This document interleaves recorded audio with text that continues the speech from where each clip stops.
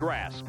I've accomplished a lot of feats of my career at San Diego State, but the one thing that I'm missing that I haven't got since Pop Warner is a championship. And that's what I'm aiming to get this year.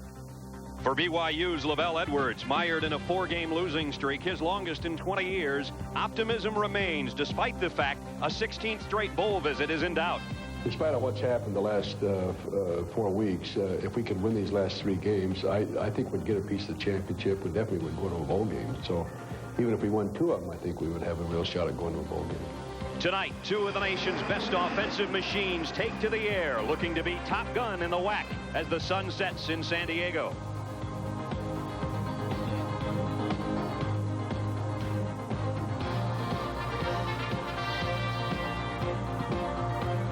So clear the runway and lift the landing gear. It's time for bombs away in a West Coast WAC attack.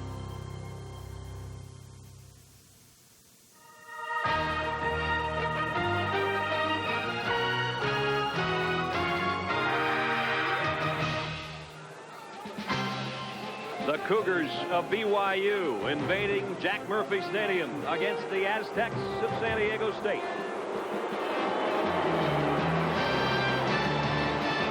And hi, everybody. I'm Brad Nessler. Welcome to San Diego. Pivotal game for these 2 clubs as we head into the stretch drive now in conference play. Both teams, of course, looking for a Holiday Bowl berth right here at Jack Murphy Stadium in San Diego at the end of December. Right now, the Aztecs control their own destiny as they have 3 years in a row now. They probably have the tougher schedule, but they do play the #1 club, Wyoming, to end the season. And as Lavelle Edwards has already told us, he thinks if his team wins out, they can do no worse than a share for the conference crown. My partner is Mike Godfrey. Mike, when you talk about these teams, you talk about offense, and when you look at San Diego State, a great one in Marshall Faulk. I think a lot of people think he's having an off year. I don't think that's the case. Brad, when you think of Marshall Faulk, you think of running the football, rushing yardage. But opponents of San Diego State are not allowing him to run the football. They're crowding it with 7 people at the line of scrimmage, and you see he's had 33 receptions this year. He's a better all-around football player this year than he was last year. He blocks, catches the football, and, of course, he runs with the football. Key tonight will be San Diego State using him against the BYU linebackers in the passing game. Well, you look at that long list of quarterbacks for BYU, and Lavelle Edwards has given quite a compliment to his current signal caller, John Walsh. He says, we're throwing the ball as well as ever, and Walsh is the reason. John Walsh has to have a big game tonight. In the last ball game against Utah State, he threw for 619 yards. They still lost the ball game. Their running game is last in the WAC, so John Walsh has to have a game tonight where he controls the line of scrimmage with short passes, keeps Marshall Faulk and San Diego State offense off the field. San Diego State, November has not been their strong suit, but the Aztecs hope to clear the smoke and have a chance to win the WAC title. The roadblock in the way tonight, the BYU Cougars.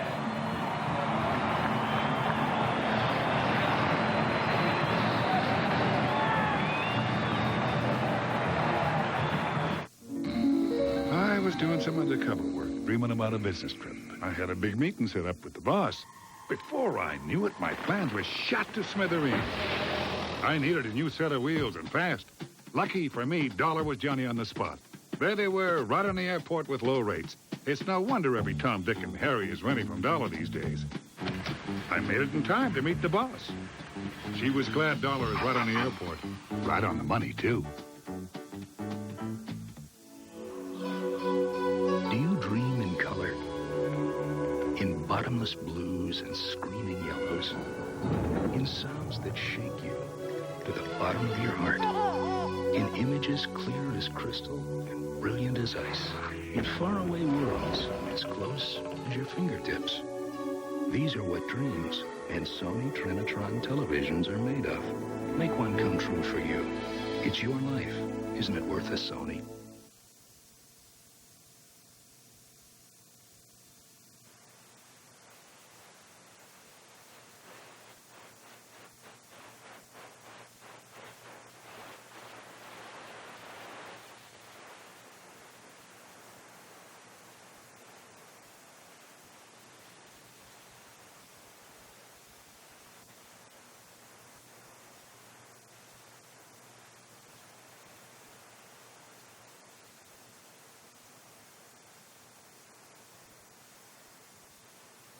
On each side are out tonight. If you look at Eric Drage, who's BYU's leading receiver, 50 receptions, 4 touchdowns, but he's got 5 broken ribs. He will be sidelined. For San Diego State, their speed burner, Darnay Scott, who leads the Aztecs with 62 receptions, 10 touchdowns. He, too, will be in street clothes. Now, oddly enough, both coaches are confident in their passing game. They feel the ball will be cluttered in the air. But I don't care what they say, guys. I still wouldn't want to be a defensive back tonight. Back upstairs. Al Luganville and San Diego State at 6-3, 4-1 in the conference. They have struggled in November in recent years. And again, with an opportunity to take another WAC title, BYU. And Lavelle Edwards says if his team can win their final 3, he told them last night at the walkthrough right here at the stadium, boys will get at least a share of it. We've just got to keep winning, and that has to start tonight. Take a look at the scoreboard, folks. It won't stay that way very long between these two teams.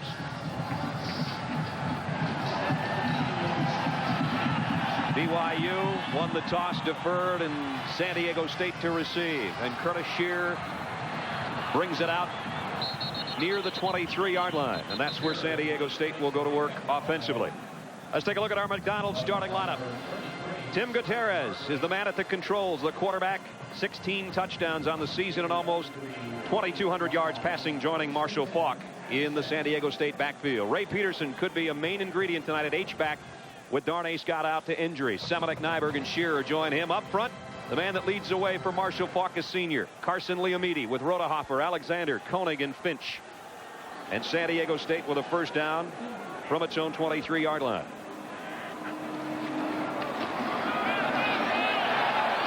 Weaving his way out to the 29 is Faulk. Pickup of about 6 on the play. Defensively, here's how it looks for BYU. Lenny Gomes was an all-WAC performer a year ago with Brock, Pitts, and Redden up front. They get some leadership back in Todd Herget. He's been out to injury. They really need him inside with the Halls outside at linebacker. And in the secondary, a secondary that has only 2 interceptions all season. Vic Tarleton has one of them with Christensen, Cook, and Mitchell. Second down and 4 as Marshall Faulk picked up 6 on his opening carry of the night.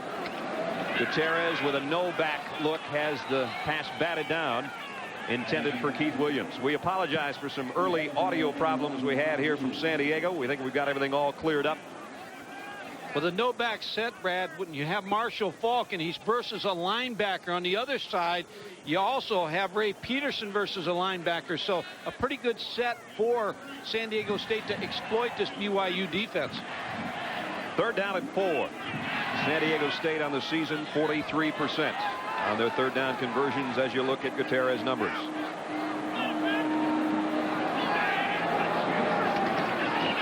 Looks left the whole way, dropped the ball. The scramble's on, and BYU with a chance to cover it. Do they? I believe so, at about the 11-yard line. Still no indication from the referee.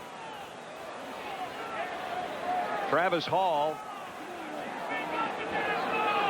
knocking the ball down. It's BYU football. Brad, when you get in a track meet like this ball game should be, a turnover is just critical because you allow the other team's offensive football team to play on a short field. Travis Hall, number 56, caused this turnover. Tim Gutierrez dropping the football. BYU in excellent position. -4 in their turnover margin. Now BYU with a golden opportunity at the 12-yard line of San Diego State. Matsuzaki in motion. From the spread, the give to Hall, and he's going to lose yardage. Drop back. Loss of about 3 on the play. Offensively for BYU, Hall, who just carried 103 yards in this matchup last year with Walsh and Willis. Micah Matsuzaki, he'll be a main man with Eric Drage out to injury. Joins Anderson Saluoni.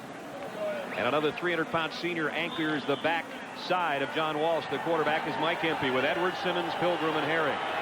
A loss of a couple, second and a dozen BYU after the fumble recovery inside the 15 of San Diego State, and Walsh in trouble. Buys some time and almost intercepted.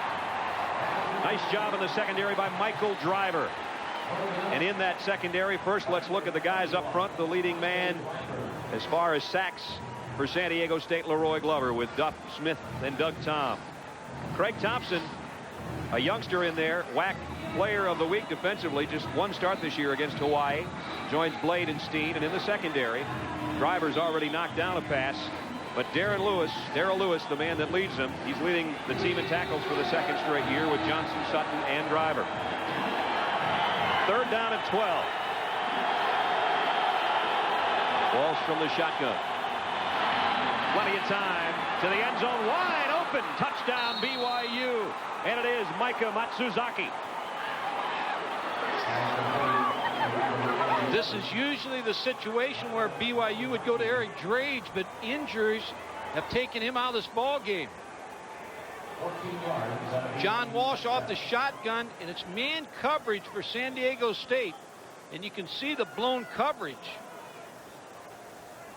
Reaction to John Walsh, a touchdown, and they were able to make that turnover turn into 7 points. Told you to look at that scoreboard early if you wanted to see the zeros. And that one never had a chance. 6 points. 6 points, not 7. And it's BYU taking advantage of the turnover with the lead. I was tired, listless. My hair looked bad. My dog moved away. My life was as bland as your average chicken sandwich. Then I tried McDonald's new McGrilled chicken. Now this was different. A marinated chicken breast with Monterey Jack, sweet red onions, tangy herb dressing on a bakery roll. Well, things changed. My hair looks great. My dog came home, and we struck oil in the backyard. Coincidence? We don't think so. Try the new McGrilled chicken sandwich. Further proof that what you want is what you get at McDonald's today. I don't say this to many people, but the job we do is the most important job I can think of. Okay, guys, listen up. I mean, there's no such thing as a B-plus mechanic on this airline. Let's do it. Let's go. Even the most junior mechanic can keep an airplane in this hangar if there's a hint of a problem. We might think a job like this would become routine, but every now and then, I just take a walk through the terminal, and right there, you see what's important. Andre and Michelle are falling in love with America and their Park Avenue Ultra. They love the stopping power of Ultra's anti-lock brakes. They love the security of Ultra's dual airbags. And they have warm feelings about Ultra's available heated driver's seat. It's going to be a wonderful tour. Andre and Michelle are in love with a car that's as good as its name. Ultra from Buick, the new symbol for quality in America.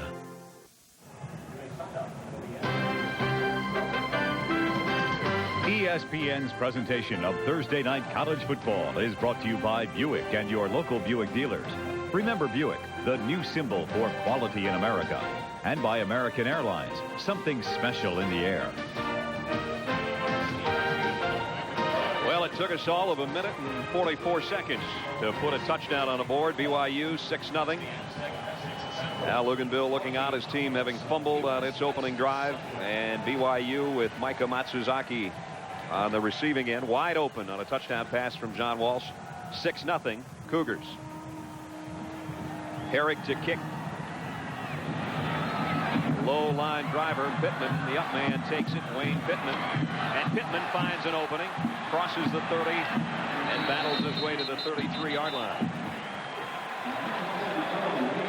Micah Matsusaki, number 87, is going to run a post here, and it's the ability to clear out. You see how tight all three receivers are. A busted coverage and man coverage. Darryl Lewis, number 9, may have been the defensive back, guilty of busting the coverage. Just a matter of getting to that ball. And a nice diving catch. San Diego State. First down. Its own 33-yard line. Marshall Faulk. Give him 5 or 6 more. Nathan Hall in on the tackle. Brad, this is a defense of BYU that's giving up an average of 5.6 yards rushing per play. Now, San Diego State has run the ball on 2 occasions with good yardage. I just keep running Marshall Faulk. He had 299 yards against BYU last year, so the running game's there. San Diego State wants to take advantage of it. Both wide receivers to the top of your screen. Second down and 5. Play fake to Faulk. Gutierrez going deep. Man out there, and he's got it. DeAndre Maxwell. 44 yards. Tim Gutierrez had his pick of 2 receivers. DeAndre Maxwell, at the top of the screen, is going to run a post route. Both he and the inside receiver open. Patrick Mitchell, number 30 on coverage, which you see also inside a receiver running scot-free. Keith Williams, tail end, good reception by DeAndre Maxwell. Great concentration. And the track meet is on. It sure is. Here we go to the 18-yard line of BYU. First down, Aztecs.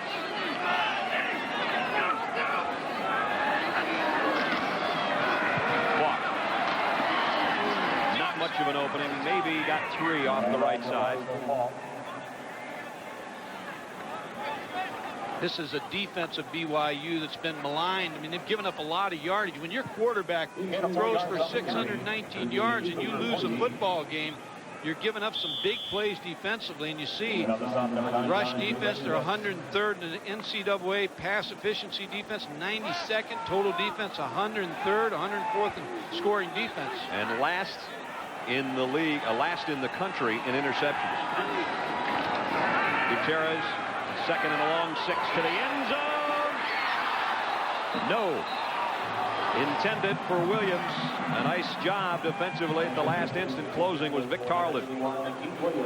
Wide open receiver again, Keith Williams, but Patrick Mitchell is going to come off of his man, number 30, get a hand in the face, and knock the ball away from Keith Williams, number 81, saving a touchdown. Mitchell, a junior out of Waco, Texas, and he is the guy leading the club in pass deflections, and that was a big one there, forcing a third down at 6.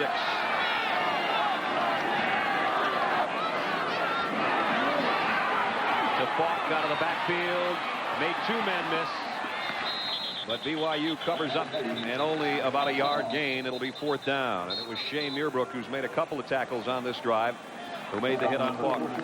Shea Muirbrook, number 46, is a true freshman. San Diego State thinking about going for it on 4th down on the opening drive, and it looks like they will. I think there's a penalty on this, Brad. I think I saw a holding call by the official on BYU.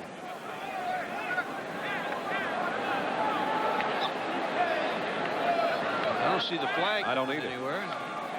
The officials taking about as long on this decision as they did on the dropped ball by Gutierrez in the opening drive. We didn't know whose ball that was for a couple of minutes. And now Tom Robinson will let us know. Holding on the defense. Half the distance to the goal. First down. There it is. And half the distance and first down. See the upper part of your screen. Hold on Ray Peterson, number 17, and there's the flag. Big mistake by the BYU defense. Keeps the drive alive. Frank Christensen, number 35. The call made against Frank. Christensen's had to play linebacker the past couple of weeks due to injuries in that linebacking corps, but he's back there at his strong safety spot tonight. And he's the guilty party. And it's 1st and goal for the Aztecs.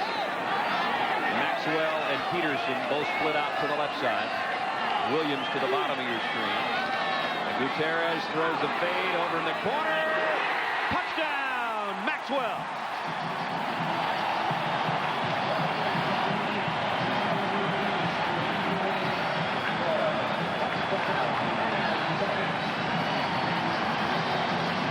Well, now we're just over 4 minutes in, and we've got our second touchdown. You can't throw the fade any better than Tim Gutierrez throws the fade here. To number 13, DeAndre Maxwell. He threw for the corner of the end zone. Good reception against Patrick Mitchell, number 30. Peter Holt in for the point after to try to give the Aztecs the lead, and he drills it right through the middle. Gutierrez to Maxwell. Twice in that drive. The second one good for a touchdown. Okay, classic cars. 63 Vet. Split window. Right. 68 Camaro Super Sport. GTO, any year. Nice. Gran Torino. Starsky and Hutch. Good car. 65 Mustang Raptor. It's obvious. 75 Pacer. Tail fins. Bumper bullets. Bench seats. Drive-ins. Boss 302s. 427 big block LED8 with an 850 double pump. Beechwood aged Budweiser. Crisp, clean, classic. Some people are naturally faster than others. In fact, everything they do is fast. Fast, fast, fast, fast, fast. Now, not everyone appreciates that. But if you're looking to get a new GM car or truck financed, fast is exactly what you want. Mac will take care of your financing. And the folks who arrange GMAC financing and leasing are faster than just about anyone else. GMAC, the expressway home. You forgot your sunglasses.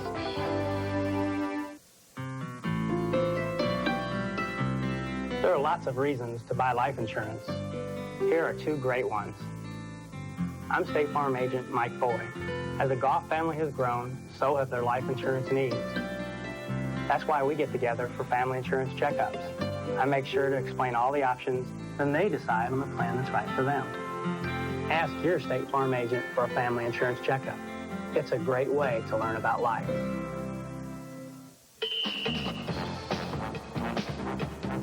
Texas A&M, Louisville, Saturday on ESPN. That young man, DeAndre Maxwell, made 2 fine catches in San Diego State's drive, a 44-yarder to get him close and a 7-yard touchdown. And it's the Aztecs by 1. If you're the offensive coordinators in this game, you know you're in a shootout. Yep. Have to pump the ball down the field. And if you're a defensive coordinator in this game, you're probably reaching for a bottle of aspirin about right now.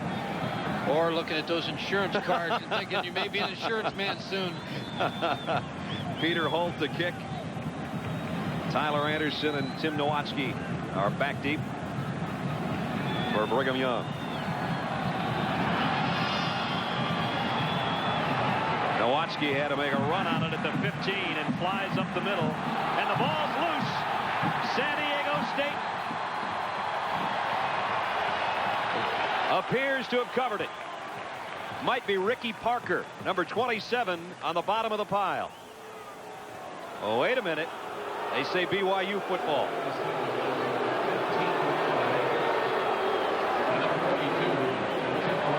A little nonchalant on the call again. Take a look. I think it looked like he was down. Ricky Parker, number 27, in on the play on the tackle. Fans seeing the replay up here now, and that draws the boos, but it looked to be a good call. Not an authoritative one by any means, but a good one nonetheless. First down at the 34-yard line.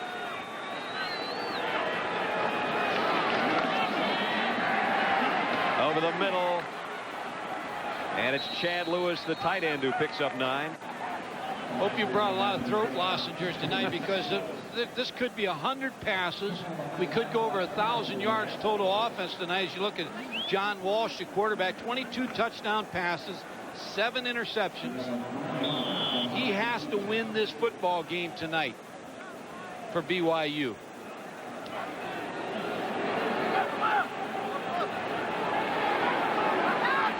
Second down and a yard for BYU. And all the way out to the 44-yard line already. And a big opening. And to midfield goes Jamal Willis. Great looking back. He's had big games against BYU the last couple of years. There's his season numbers. A little bit down from what I think everybody expected from the backfield of BYU. BYU's a 2-back offense, but in this game, I expect them to use a lot of 1-back offense because of throwing the football. Del White, the defensive coordinator for San Diego State. This may come down to who has the football last. Exactly. Now, Luganville talked to us about that yesterday. He said, I'd like to have it in our hands at the end. Walsh on first down from the 49. Getting a little heat this time. Incomplete. Intended for Hamuli across the middle. BYU's really been 2 different teams this year. They started off working their way into the top 20 by going 4-0 with the numbers you see in the left-hand column. And when you see those numbers in the right-hand column, that gives you an idea of why they have lost 4 straight. And they ran into 2 buzzsaws by the name of UCLA and Notre Dame. And they lost a lot of confidence in both those ball games, but those are 2 great football teams. Second down and 10. Walsh will work from the gun. Going deep. shot, an open receiver. Saluoni had a step back there. It'll be third down. Both those ball games, Brad, they were whipped badly. In the UCLA game, they had a lot of turnovers, a lot of quarterback sacks. And talking to Lavelle Edwards, he just said, we just lost some confidence, our football team, when we got thrashed by both those teams. And we've got to get it back tonight because they're very much in this race. A lot of people are going to lose to Notre Dame and UCLA. I think the one that stuck in their craw is the one 11 days ago, the loss to Utah State. On 3rd and 10. Walsh wide open across the middle. First down to the 38. And it's Bryce Doman. Pickup of 13. When BYU is able to catch you in man coverage, they'll run a lot of crossing routes. Bryce Doman, number 83, you're going to see him cross all the way across the field, and you're seeing other receivers going in a different direction. Chris Johnson makes the tackle on him, but not until he picks up the first down. When you play against a team that likes to play man coverage, a lot of crossing routes. Working our way near the 9-minute mark. 7-6. San Diego State here in the first quarter, but BYU again driving. They keep it on the ground. Kalen Hall picks up about 5, and we pick up our partner Rick Walker. Rick? Guys, Darnay Scott, as you might well imagine, is standing here with me. Would like to be on the football field, but you see Maxwell and Williams, two guys playing extremely well. How encouraging is it for them to have you standing next to them? I mean, I think it's very encouraging for them to have me standing next to them, because I got out there and played, and now I'm sitting up there trying to boost them up so they can get out there and do the same thing that I would do. This is always a showdown. What will it take defensively for you guys to pull it off? I think it'll take a couple more bums for them so they can lay down and be like, they keep running passes, so let's just lay down. Okay, we'll be checking back with you. Back upstairs, guys. All right, Rick, second down and 6. Full blitz on Walsh, and it pays off. Chris Johnson, the safety, flying in from the secondary.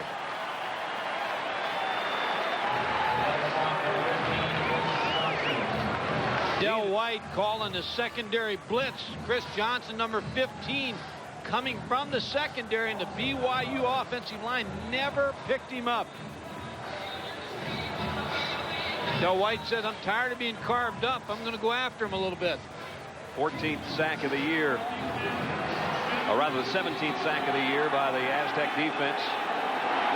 That's been a big problem for the Cougars this year. 3rd down, 15.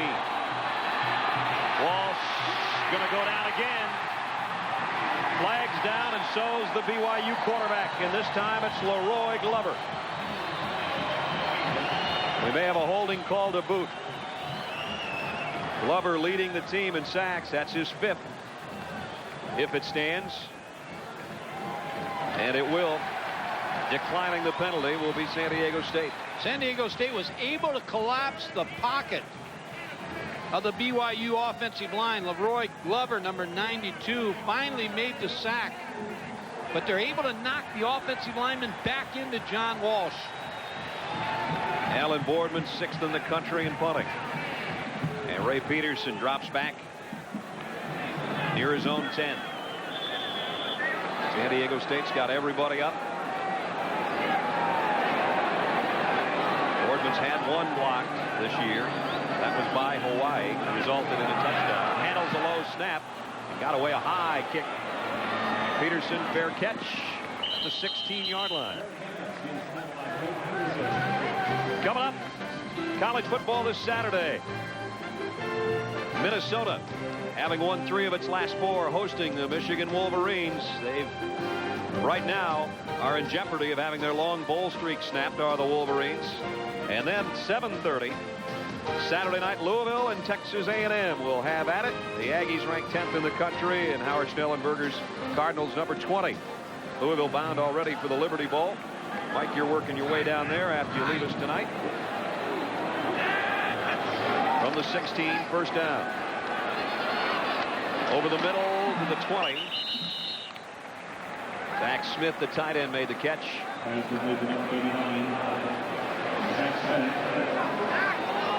And a pickup of about 4. It'll be second down at 6. San Diego State with a bomb in their first series for big yardage. Now Tim Gutierrez can benefit from giving the ball to Marshall Faulk, and then also working the tight ends and Marshall Faulk on linebackers underneath. You see Gutierrez numbers early. Second down, 5. Football right at the Aztec 20 with 6:38 to go first quarter. The play action move to Faulk. They go out to Williams. And he really paid for a yard pickup there. And it's Patrick Mitchell who's made another couple nice plays from his cornerback position. The junior out of Waco, Texas. Brad, when you talk about Marshall Faulk, we talked about that he's a better all-around football player this year. Al Luganville said that Marshall last year, every time he got his hands on the football, he felt like he had to make something happen. This year he said, I'm just settling down and doing exactly what the coach wants me to do. 91, 17 catches, 92, 18, and this year 33 already.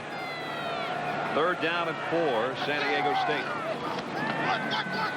Gutierrez wanted to go to Faulk. Now he's in trouble, and he found an open man anyway. Will Tate with a first down across the 30. Gutierrez had to do a little dance back there to find an opening to get rid of the football, and he picks up the first down.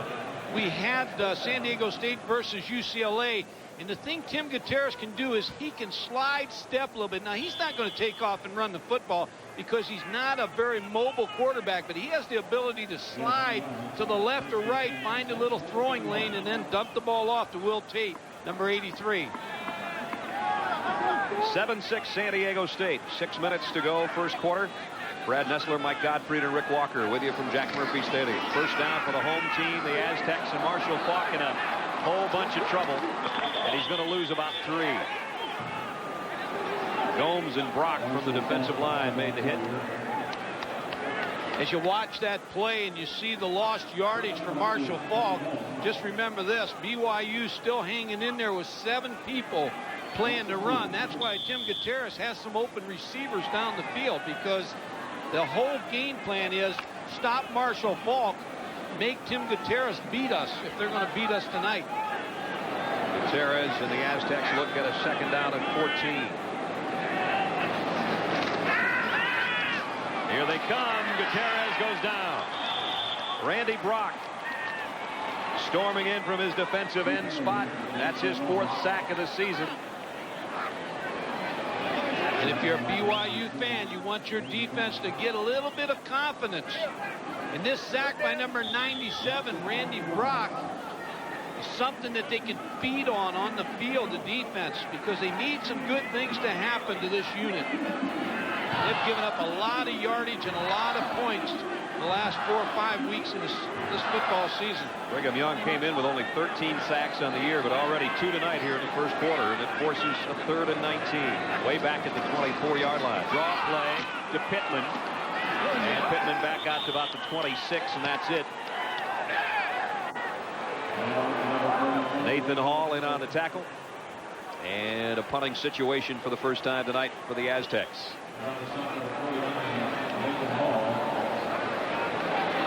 Ed Kazicki will kick it away. 53, his longest of the year. Mike Johnson will drop back deep for BYU. Eric Drage would normally be back there shagging some punts too for the Cougars.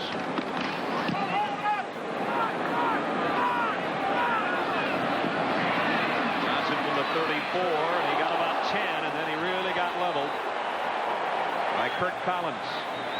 41-yard kick. Eric Drage looking on as his teammates trail San Diego State by a point.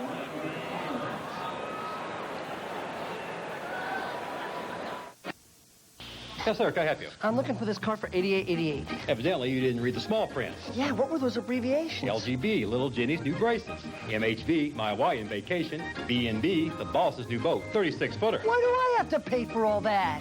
Someone has to. Sound familiar? At Sun State Ford, there are no hidden costs, like this new Ranger XLT for $99 a month, or this 93 Escort, yours for only $159 a month. Drive it, then buy it at Sun State Ford, where we're not satisfied until you are. Deep in the heart of Texas, and adored by lovers of the Old West, is Fort Worth, a city that not only has its own stock market, but is also a major financial center, because it's one of the 1,900 communities served by Nations Bank, letting Justin Industries keep in step with the latest ideas in investment banking, giving families like the Trevinos a fresh start, and offering a range of resources that keeps people in Fort Worth from having to play second fiddle to anyone. Could work yourself into a trance. Try to maintain equilibrium and prove all by yourself the Big Bang Theory. Or you could watch.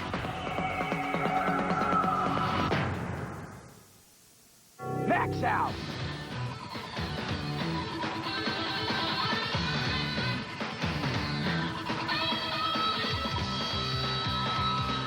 Max out. Twice a day on ESPN. 3:46 remaining first quarter. BYU trails San Diego State by a point, but they've got the ball back at their own 44-yard line. Tyler Anderson, number 4, is the big play receiver for BYU. Across the middle on the gallop, Nowatzki. Nowatzki all the way to the 24-yard line. 32-yard pass play. Boy, the Cougars, as always, finding some spots back there to just drill the secondary of the opponent. Good read by John Walsh, the quarterback. All his receivers running deep, and then a second receiver coming underneath, Tim Nowatzki. Look at all the ground that he has before you see a defensive back. Good delay route by BYU. Sean Smith, number 99, on the tackle. Tim Nowatzki, his Uncle Tom, played with the Lions and the Colts in the NFL, former star at Indiana. There's some wide receiver blood in that family. First down, Cougars. From the shotgun, they'll keep it on the ground. Jamal Willis with a flag down, and Willis storms his way to the 8-yard line. But again, a penalty marker down at the line of scrimmage.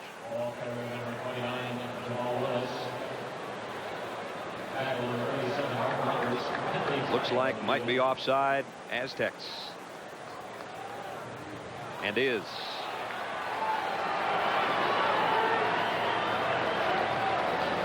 See the late move by Leroy Glover, number 92, the tilt defensive lineman, jumped offside. Tilted, looking right at the football, and sort of fell out of his stance. Penalty obviously declined. They take the first down run, and it is first and goal BYU. With 3 minutes left, first quarter, as you take a look behind the Aztec defense.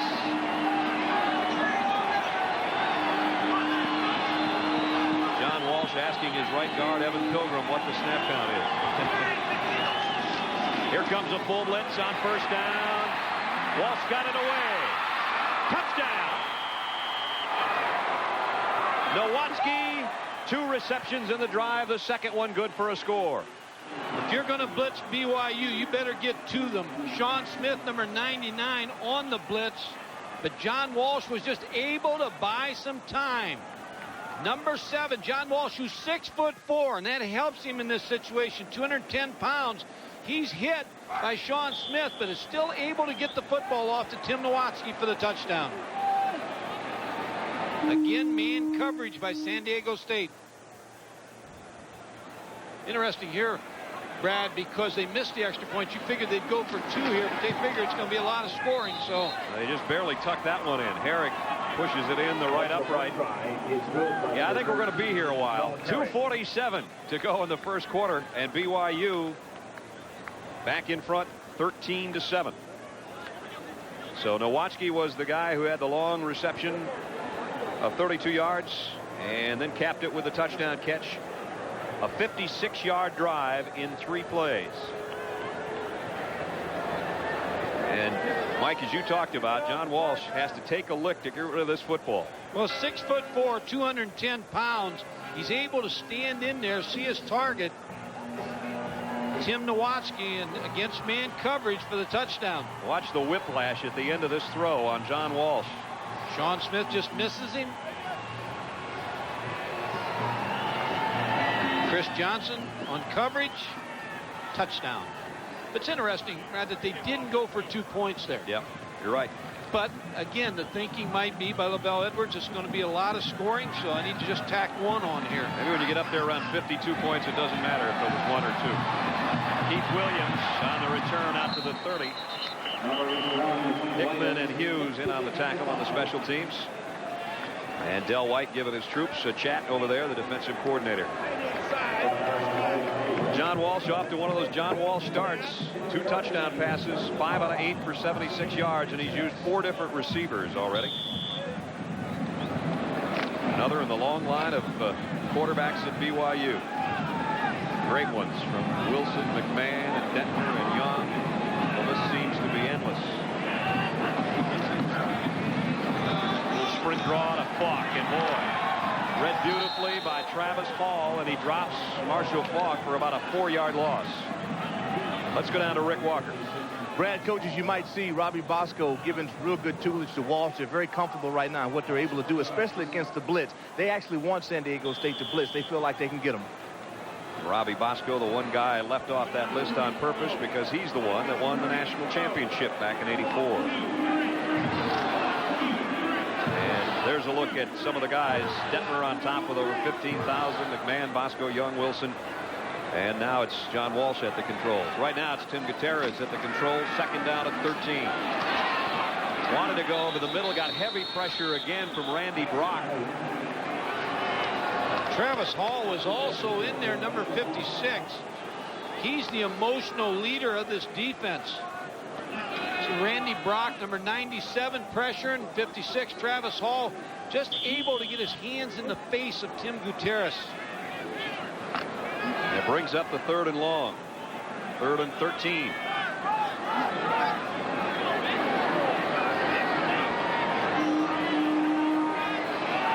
So far, BYU doing what Mike talked about, forcing San Diego State to throw and forcing them on 3rd and long, and Andrew Nash with another sack. 3rd of the night now, and the Boo Birds are out at Jack Murphy Stadium. Well, they boo quick in a pro town, but if you're Del White, now the defensive coordinator, you have to be a little worried because 3 and out, you're back facing this offense of BYU. Again, good pressure, but good coverage. Andrew Nash, number 92, makes the tackle, but what made that was good coverage by BYU in the secondary. Punt coming up. Kazicki set to hit it away inside his own 10. And a booming kick. Johnson waits on it at the 36. And he's only going to get a yard or 2 before he's swarmed under. 44-yard kick and great hang time on that one. But BYU, as Mike said, the bad news is they're back on the field if you're a San Diego State fan. Dick Vitale's Slam Bam Jam is coming up Friday night at 9:30 Eastern Time. Conversations with head coach Dean Smith. Dick will have his top 10, the All-Americans, the Final Four selections. And if you haven't heard "Awesome Baby" in a long time, I'm sure you'll hear it. 9:30 Friday night. Is that his vocabulary there, right there? Slam Bam That's it. That's a great job. 1:06 left first quarter, and it's 13-7 BYU. And Walsh set to put it up again and fires it out complete. Just a little hitch to Tyler Anderson, a guy that Mike Godfrey pointed out earlier. He is the burner on this wide receiver core. Even when Eric Drage is in there, this guy is a little bit faster. Drage has some speed, but this guy is a sprinter. He's the home run player for him, the long ball receiver, and you can just see this game plan setting up for Roger French, the offensive coordinator. Everything is short right now. The throwing, the intermediate routes, the short routes, and it will not be too many plays here before they go downtown on the San Diego State defense. Second down, 9. And BYU is going to take a timeout with 26 seconds left in the quarter. So John Walsh will come over and have a chat with Lavelle Edwards, and we'll take a timeout as well. 26 seconds to go in the quarter. BYU in front by 6. Bring that Cougar on.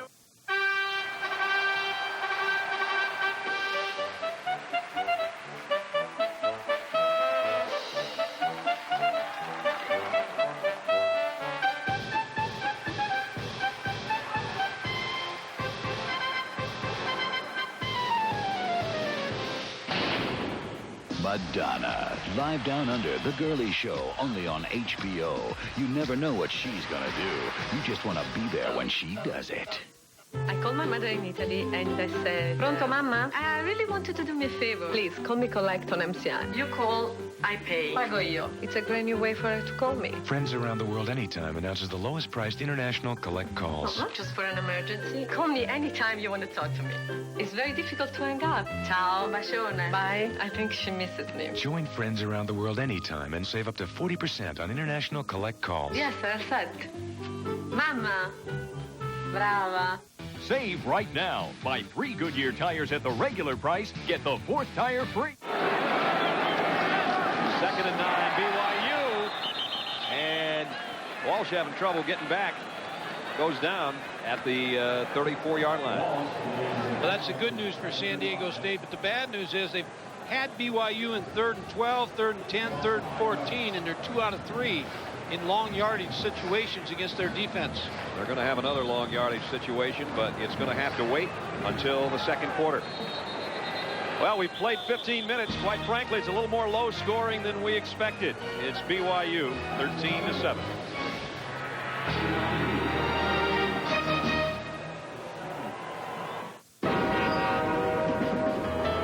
Someone very special is on that train. That's why you're driving a Buick LeSabre. You love its powerful V6 engine. Its anti-lock braking system. And its steel safety cage body unit.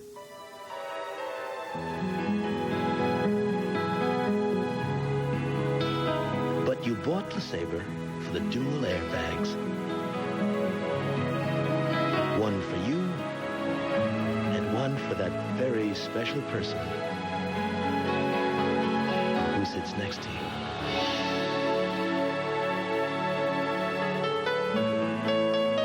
LeSabre from Buick, the new symbol for quality in America. Tonight's top story, storms on the East Coast causing delays up and down the entire eastern seaboard. No, my plane's stuck somewhere back east. Your flight has been canceled. The 5 most hated words of every business traveler. It's an absolutely guaranteed instant headache. You're just suddenly helpless. On a day like this, I know it's not the airline's fault, but that's not the point. Sir, your plane has been held up. I'm just looking for some answers. I want somebody to tell me my options. In Los Angeles at 7 p.m. I just want somebody to tell me when I can get out of here. Let's see if we can reroute you to another city. Those are the people I come back to. They try and find a way and make it happen. They give me my best option, maybe even on another airline.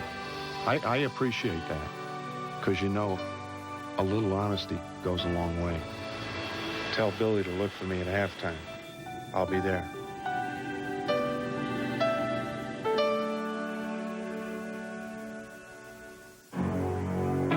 Ready? This quality time was made possible by GMAC. With financing and leasing that can be arranged for your new GM vehicle fast, right at the dealership. Because GMAC believes you should be out enjoying your new car instead of waiting for it to be financed. Well, what'd you think? Can we go again? GMAC, the expressway home. Ready? BYU with a lead in the football as we start the second quarter. Cougars with a 3rd down and 13. And the officials whistle play to a halt.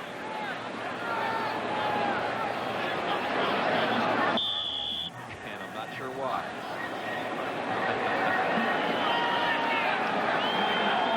We'll try 3rd and 13 one more time. Of the shotgun. Flags all over the place as Walsh goes deep middle and has a man. First down at the 45. Steve Christensen out of the backfield. But again, penalty markers on the play. Calling the play incomplete now, the pass, but I believe it was a free play because San Diego State looked like they jumped again. Number 98, Taraj Smith.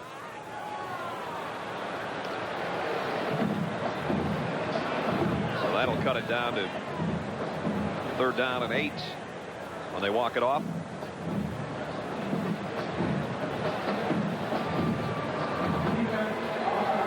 Now Luganville in his 5th year as head man at San Diego State. He's won 1, lost 2, and tied 1 in his matchups with the Brigham Young Cougars. So this one a little bit easier to pick up, maybe. 3rd down and 8 from the 40.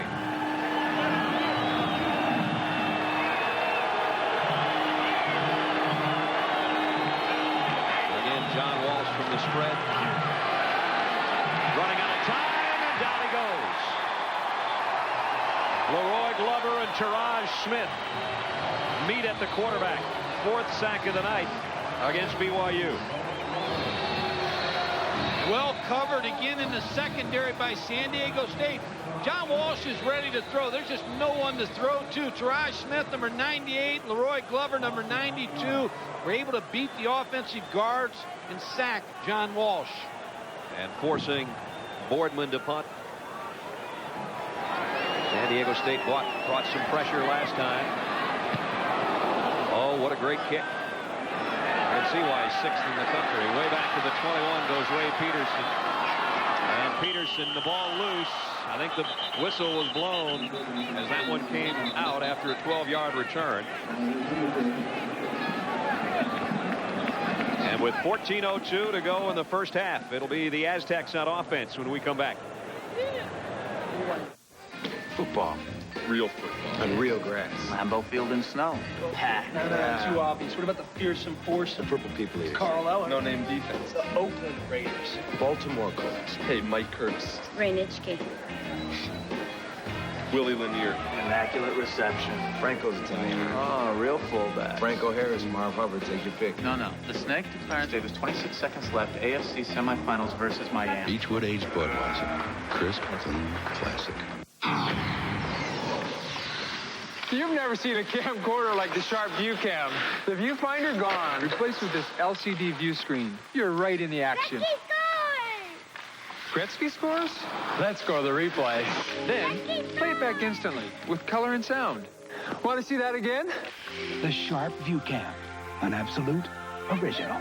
So your first goal, Ty. Then birthdays, graduations, your wedding, your kids, my grandchildren. Trucks are a spiritual thing to me. Something you can depend on. It's just like, my best friend, I guess you might say. Out on the ranch is where I'm at, and that's where I want the truck to work for me. I need a truck that's rough like I am. Introducing the all-new Mazda truck with a 4-liter V6 and a soul to match. The new Mazda truck. Saddle up and let's go dancing. Mazda. It just feels right. ESPN's presentation of Thursday Night College Football is brought to you by Mazda. Mazda, it just feels right. And by Budweiser, fresh, pure, natural. Proud to be your Bud. That's a gorgeous look at Jack Murphy Stadium from atop Goodyear Blimp Eagle, based in Carson, California, with us tonight.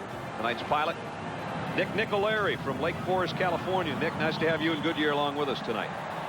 It's the Cougars and the Aztecs, and we are a minute into the second quarter with BYU in front 13-7. With Mike Gottfried and Rick Walker, I'm Brad Nessler. Nice to have you along with us on a beautiful night in San Diego, California. And BYU jumps into the neutral zone. Lenny Gomes got in there, and that's going to cost the Cougars 5. Before the snap, encroachment on the defense, 5-yard penalty. Brad, Marshall Faulk has carried the ball 5 times for 8 yards. But when you look at the defense that BYU's giving them, they almost have 8 people crowding the line of scrimmage. But I still believe to win this football game, he has to be given the football to run the football and then working versus some linebackers in the passing game. Some other teams have stacked things up on him this year. Minnesota for one, and San Diego State had a field day, or an air day, I should say, against the Gophers. Faulk fumbles. I think Hall has covered it for BYU. Marshall gets his hands on it, but doesn't keep his hands on it, and the Cougars will take over. Picked up 7 yards and then dropped the football. Nathan Hall, number 49, with the recovery. Marshall Faulk is given the football, and you're going to see a good lane to run in. Good break. Looks like he tripped over one of his linemen, and the ball was stripped. Nathan Hall recovers. Now, your BYU, do you think, go downtown to Tyler Anderson on the first play? They might. Walsh has hit 5 different receivers already. They're going to try and end around here, Anderson. And he dropped the ball, looking for the handle, and he goes down on it way back at the 36-yard line. Well, they had the same thought in a different fashion, and it backfired on them. Well, they were looking for the big play, but they tried it out of the reverse. And remember, that's a running back that's handing the ball off. Number 28, Jamal Willis. 29. Ball was not handled cleanly. fumbled by Tyler Anderson, number 4. Big loss in yardage. Neither guys you saw the replay looked to be concentrating enough to pull that move off, and it cost them big yardage. They're way back to a 2nd down at 28 at the 36-yard line. They'll go with a trip set now to the top 3 wideouts for Walsh. He goes across the middle, intended for Nowatzki. Defensively, Chris Johnson, the safety, is right there with him.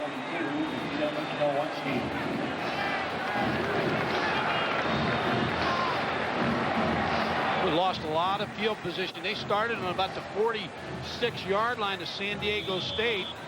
Now they're back on the 36-yard line, their own 36. Trying for the home run against San Diego State. 3rd down at 28. There aren't a lot of choices in the playbook for that down and distance. Let's see what they come up with. If any team can pick up 3rd and 28, these guys can. Walsh finally throws. Complete. Not a first down. They picked up a big portion as they go to the tight end. Salaone for 23 of the 28. It's 4th and 5. It's an interesting call for Lavelle Edwards now on 4th and 5. Usually you'd punt the ball in this situation, but the way both these offenses are going, I'm not sure. It's going to bring Boardman out as we get another look at Salaone's diving catch. Great job concentrating on that one to pull it in, but at the 41 they will bring out Boardman. Looking to try to pin San Diego State inside the 10. It's Ray Peterson that is back at the 10. 2nd straight 3-and-out situation now for the Cougars. Well, Boardman trying to get under this one as he's boomed them all night, and this one he hit short. He does get a good bounce. In fact, he got a great bounce. Down inside the 14-yard line. 28-yard kick. That's not quite what Allen had planned, but it worked out for him anyway. Coming up, the NFL on ESPN. Join Mike Patrick and Joe Theismann from right here in Jack Murphy Stadium as the defending AFC West champion San Diego Chargers look to build on a 2-game winning streak at the expense of the Chicago Bears Sunday night. It's the Chargers and the Bears right here on ESPN, 8 o'clock Eastern on Sunday night.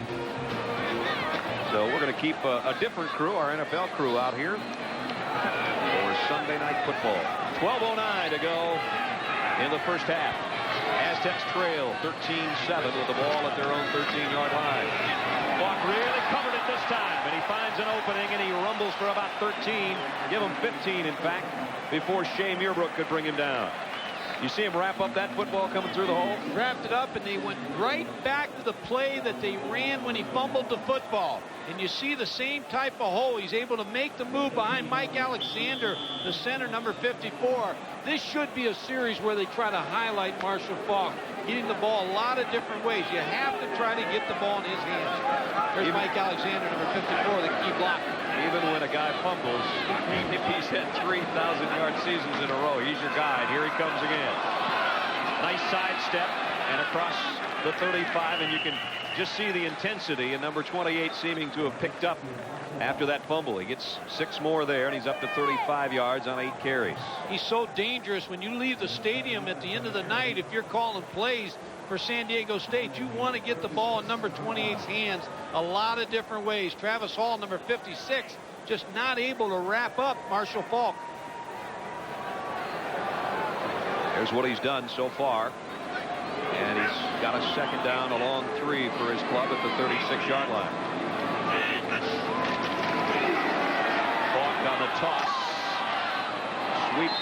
Didn't quite sweep as far as it should have as Jack DeMooney came up from the secondary to make the stop. Nice play. Not an easy guy to bring down in the open field. Talked to Claude Bassett, the linebacker coach, last night, and he said Marshall Faulk's going to get his 150 yards. What we have to do is keep San Diego State from getting big plays with all the other receivers. Last year, a gigantic game, close to 300 yards and the 3 touchdowns by Marshall Faulk. 2nd down and a yard. We'll see him again, and he's got the first down out to the 42, maybe the 43-yard line. Muirbrook, the inside linebacker, and Lenny Gomes hold on to bring him down. First down, San Diego State. The key block here is made by the tight end who is coming back in motion, number 85, Mark Ziegler, because number 90, Lenny Gomes, never was able to see Mark Ziegler coming to trap him because he was a tight end when in motion and came back in motion. He was the key block for Marshall Faulk.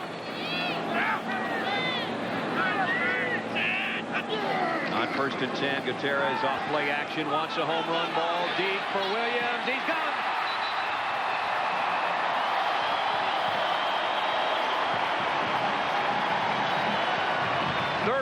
Yards. Well, what makes this play is the fact that Marshall Faulk all of a sudden has become a running threat. Now, I want you to watch the fake here. It's just a streak route on the outside, but what makes it is the fake by Tim Gutierrez. The handoff fake, everybody's holding because they don't know whether Marshall Faulk has the football or not. Keith Williams just outruns the defender for the big catch. And a first down inside the BYU 20 for San Diego State. Gutierrez looking for more. Fires to the corner. Nyberg! Oh, and it's broken up by Mitchell.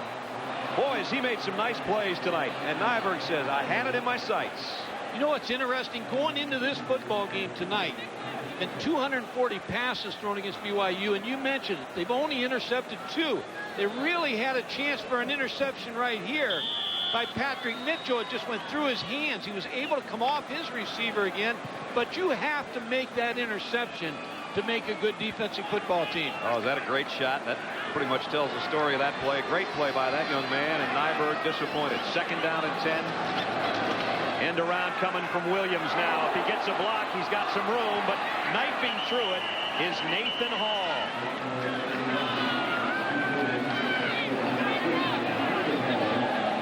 Very little gain on the play thanks to Nathan Hall.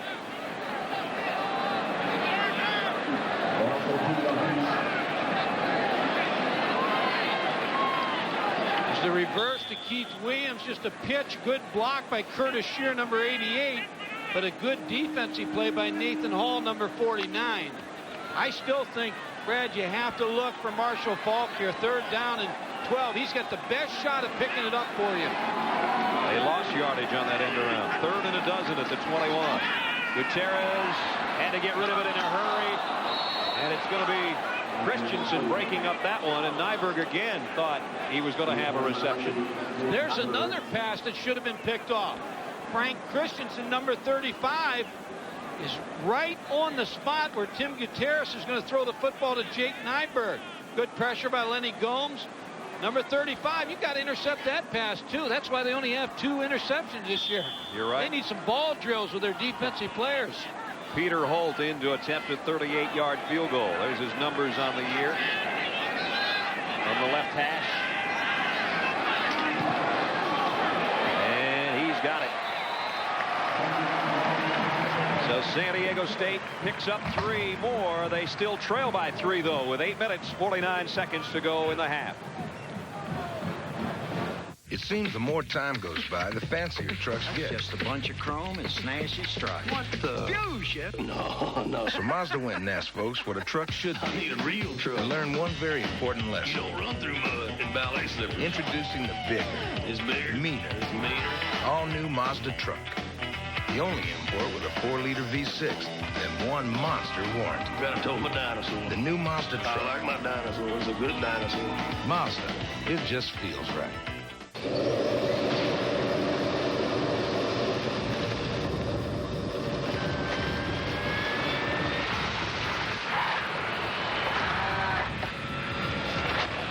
At Radio Shack, we've always made the latest technology easy to understand for your family.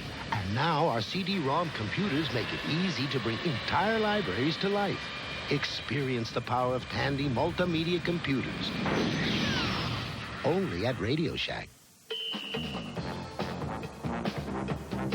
Texas A&M, Louisville, Saturday on ESPN.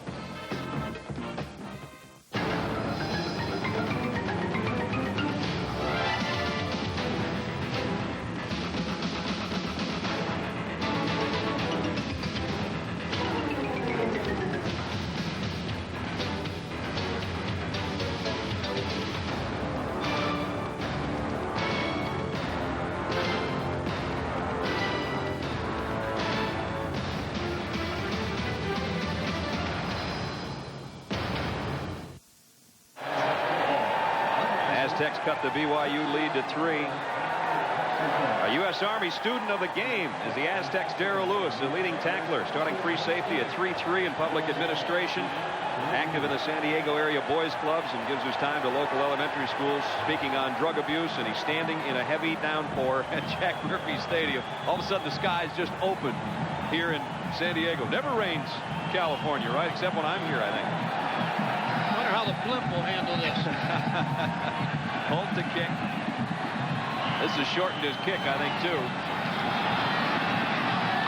Anderson ran under it on the 15, broke a tackle, and still swarmed under by the special teams of San Diego State.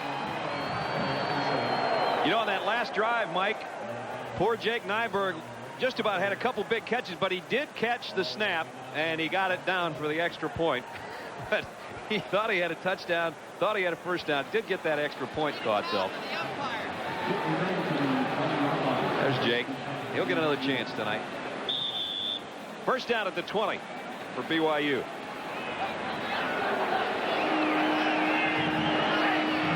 And the heavy rain becomes a lighter mist now. Only took a minute. Jamal Willis. I don't even think he eked a yard out of that.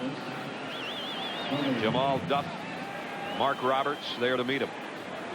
John Walsh, the quarterback, visited Miami, then Miami signed a quarterback, then he was talking about going to UCLA. They had Tommy Maddox. Went to Southern Cal to visit, and Larry Smith was head coach. They signed 3 quarterbacks. He called Norm Chow and he said, if you take me right now and I'm the only quarterback you recruit, I'm signing with BYU, and that's how they got him. Pretty good deal cut there. 2nd and 10 from the shotgun is John Walsh. Boy, he waited and waited and waited and then paid the price as he let go of it. And Rod Smith in there to hit him as he let go. Let's go to Rick. Brad, BYU's leading receiver, Eric Drage, is standing right here with you. Your first game you've missed in your entire career. Got to be tough for you. It's very tough, especially with the magnitude of this game. You know, the WAC championship could be on the line. ESPN, national TV, you know, all the factors are there, and I hate to miss it. 5 broken ribs. How long will you be out? I hope to be back by the end of the year, play maybe in our last game, November 27th. But you never know. You just got to wait. Okay, guys, back upstairs. Takes away 28 career touchdowns, too. He's some kind of receiver. 3rd and 10. Walsh looking for someone other than Drage. He's only going to find a big group of defensive linemen from San Diego State, led by Leroy Glover. 5th sack of the night. Taraj Smith and Glover have been meeting at the quarterback, the 2 defensive tackles. All of a sudden, San Diego State is winning the battle to line of scrimmage. Taraj Smith, number 98, Leroy Glover, number 92, are just controlling the BYU offensive line. Boardman has done a great job punting tonight. This is a tough spot. He's about 6 yards deep in his own end zone. First time he's had to handle the snap with the rain coming down. Has no problem with it, but this is not one of his better efforts. Boy, San Diego State may have had somebody touch that football. Yep, they're going to say BYU downed it after a 35-yard kick. That came very close to one of the downfield men for the Aztecs. Coming up at halftime, we'll take a close look at the big game on Saturday. Florida State and Notre Dame. Bobby Bodden will be along with us. We'll have our halftime blitz as we whip you around the country to bring you up to date on all the key games this weekend. All that and more about 7 minutes away. We've got 7:07 left, 2nd quarter. Low scoring game for these 2 teams. It's 13-10. BYU, Lavelle Edwards Cougars leading. But the Aztecs in great field position at the BYU 44. The play fake to Faulk. Gutierrez. Oh, and another one that should have been intercepted.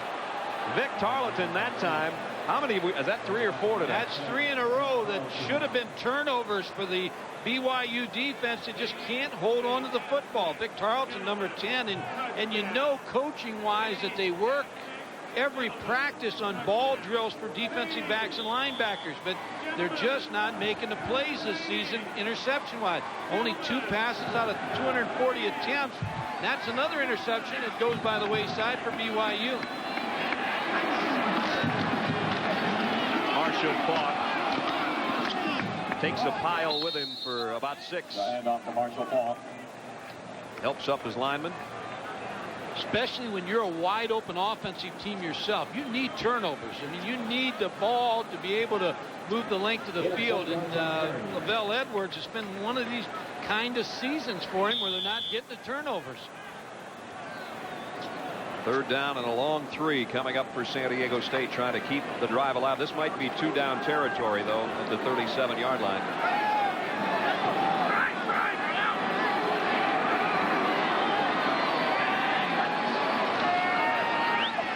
Gutierrez on the slant in, incomplete, intended for Curtis Shearer, and Patrick Mitchell's having himself quite a night on that corner. Good coverage by Patrick Mitchell. Fans here are looking for an interference call, but I think it was defended pretty well by number 30. Just a quick pass. Patrick Mitchell, number 30, using his right hand to come around, deflect the football away from Curtis Shearer. San Diego State takes a timeout to think this situation over. A 4th down and a long 3. We'll see what they do when we come back after this.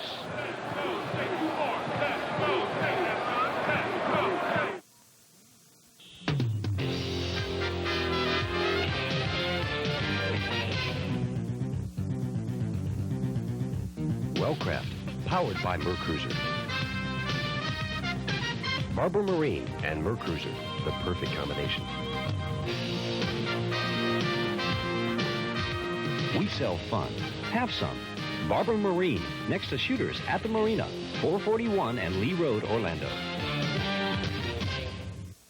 Save money on tires and service. Just take action. Action Gator Tire Store. Take action for savings of 30% off on all Goodyear tires. Action Gator Tire Store. For brake relining, front or rear, just $24.95 for most cars. Action Gator Tire Store. For an oil change with mobile premium oil plus lube and filter, regularly $19.95, now only $12.95. Action Gator Tire Store. For high-speed computerized wheel balance, only $3 each for most wheels. Save money. Take action. Action Gator Tire Stores. There's one near you.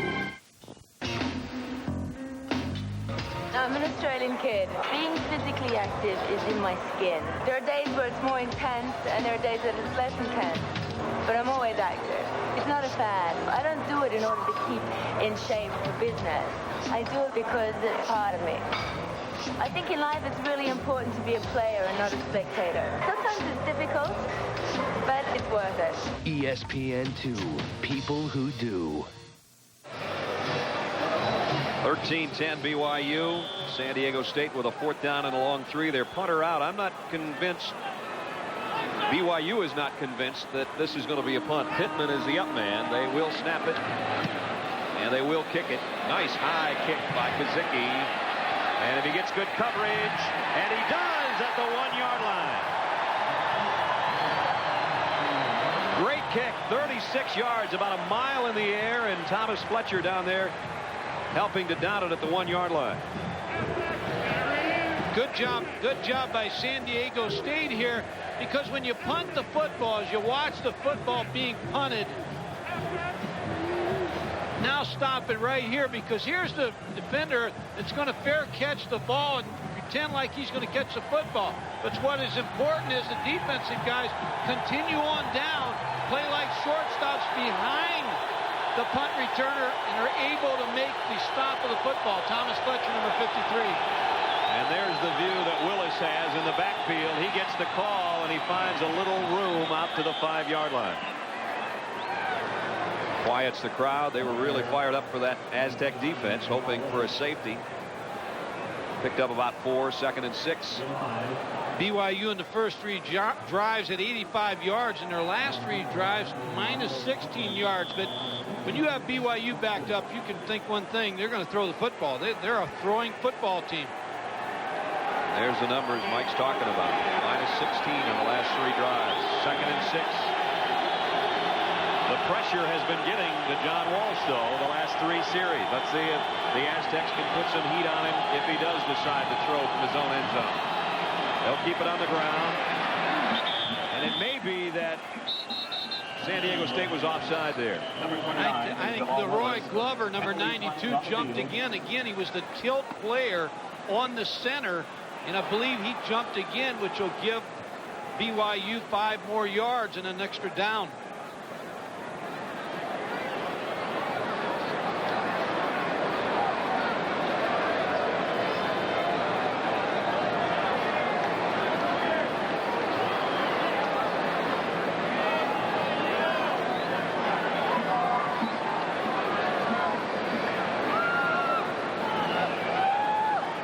walk it off to the 10-yard line. Or it'll be 2nd and a yard. Offside on the defense. 5-yard penalty. Repeat 2nd down.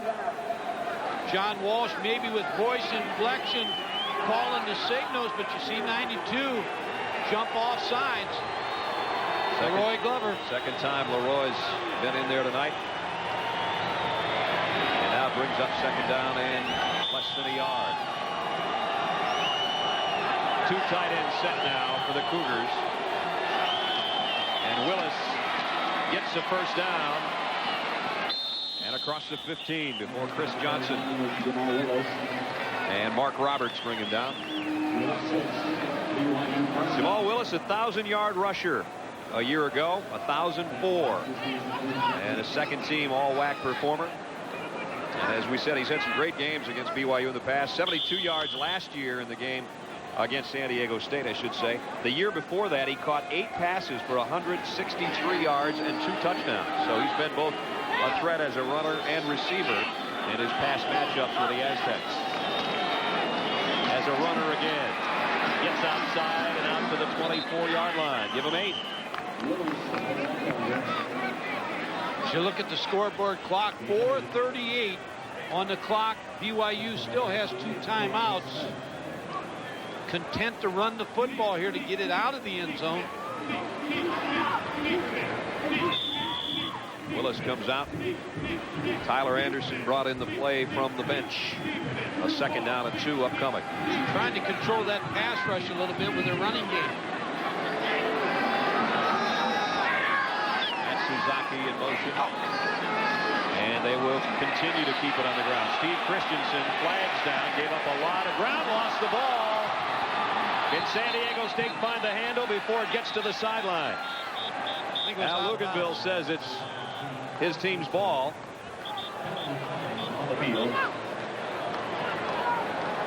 Well, if we wait for a signal from this crew, we could be here until the 3rd quarter.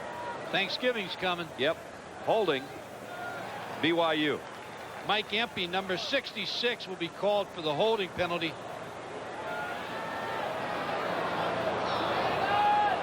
See the fumble by Steve Christensen, number 25. It's out of bounds. See number 42, Terrell Steen, but he couldn't control it before it went out of bounds. So the holding call backs BYU up. And they'll walk it off.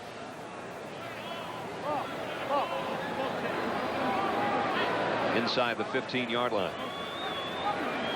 Time of possession near equal. BYU 13:05, San Diego State 12:57. And the important thing about possession time is keeping the other offense off the field. But after the first couple of drives, Brad, these offenses both have made a lot of mistakes in the 2nd quarter. Del White, the defensive coordinator, has to like the way his defense is playing. Actually walk it off inside. I may have said the 15, back inside the 10, where it's 2nd down and 17.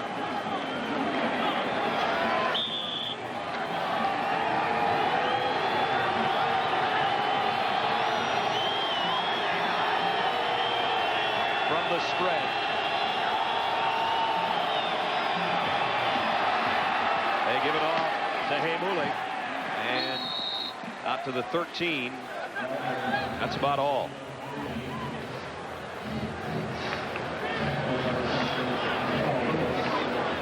Emma Heimuli, his first carry of the night, still going to bring up 3rd down and about 13.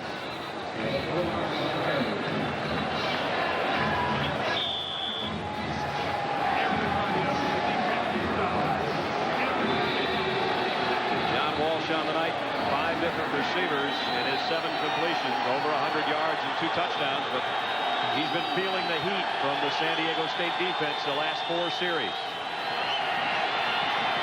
He's got time this time. Matsuzaki with a great diving catch at the 48-yard line. Now, wait a minute. They're going to say incomplete. They'll take it away. They wave it off. I've never seen so many delayed calls by officials. I mean, this is really, you see the BYU bench really upset because they felt the catch was made. Complete pass. You saw Robbie Bosco, the quarterback coach, shouting to the officials something to the effect of Brigham Young, Brigham Young. Well, let's watch John Walsh deliver the ball to Matsusaki. Number 87. Does he have it when he hits the ground? Close. See it from another angle. Number 87. Micah Matsusaki. Does he have the football when he comes down? I think he did. Hit the ground and it came out, but a late call. Boardman to punt from his own goal line, off the side of his foot. Boardman had a couple of great kicks early. His last two have not been. And San Diego State will have it at the BYU 37-yard line. Live from South Bend, coming up Saturday. Preview of Notre Dame and Florida State. And the big matchup, that's 11:30 a.m. Eastern, Saturday on ESPN. What do you like, Mike? They told me to wait till halftime. Oh, okay. I'm sorry. Who do you like? I don't want to blow a great halftime show. Well, I don't know about that, but who do you like? I'll take Florida State. We'll take Florida State. By about 11. That's pretty big, I know, but. First down, Marshall Faulk. Weaves his way to the 30. Corey Cook. And Vic Tarleton in on the tackle. Halftime just about 2 minutes 45 seconds away. That's when Mike Gottfried and Lee Corson, all those guys, will tell you what they think about Florida State and Notre Dame. Then we'll talk to Bobby Bowden and we'll see what he thinks. And our halftime blitz is all 2 minutes 30 seconds from right now. They talk about coaching against Lee Corso at halftime. I told him, I said, I was a kid when he was coaching. He was my idol in coaching. And he said, don't you forget it, too. Second down and 3. Faulk, boy, put a great move on the first man who tried to stop him. And that was Chamberlain who got around. Picked up positive yardage. He's up to 59 yards now on 13 pops. Marshall Faulk still short of the first down by 2 or 3. And this is 2-down territory, I believe, for San Diego State, because 2 minutes to go and they still have 2 timeouts, so they've got a lot of time. Zach Smith, the tight end, brings in the play from the bench. I'd keep this ball on the ground again, Brad, trying to pick this first down up. Third down. Penalty marker. Before the snap, false start on the offense. That'd be Carson Liamidi, the left guard. Carson is 6'3", 340 pounds, and a piano player. Boy, they must be some big keys. There's Carson, out of Carson, California. And great friends with Marshall Faulk. Not necessarily off the field, but boy, they have become a tight unit. And when you follow a guy that big, that helps the cause. Marshall's run a lot of those yards behind that guy. This changes the situation considerably.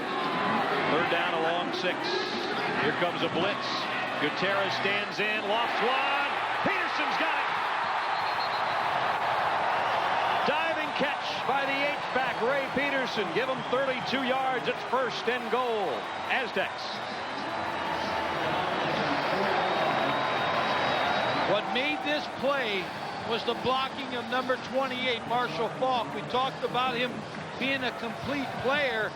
Number 28 in the backfield. Marshall Faulk with a key block versus the blitz. Tim Gutierrez with the throw to Ray Peterson. Again, another busted coverage by Corey Cook, number 17. Zach Smith, the up man in the eye, as a lead blocker for Faulk on first and goal. Marshall Faulk to the corner. Didn't get there, and it's Patrick Mitchell. Patrick Mitchell, 3-year starter on that corner for BYU, and his experience is showing tonight. Just keep running Marshall Faulk. There's 48 seconds to go in the half. BYU has their 2 timeouts. San Diego State with 2 timeouts, so it becomes a Marshall Faulk time. Number 28 with a sprint draw inside, but he's able to take it outside. Good block by Carson Liamidi. Number 31, but good defense by BYU. Marshall Faulk has 51 career rushing touchdowns. Marshall Faulk has 52 career rushing touchdowns.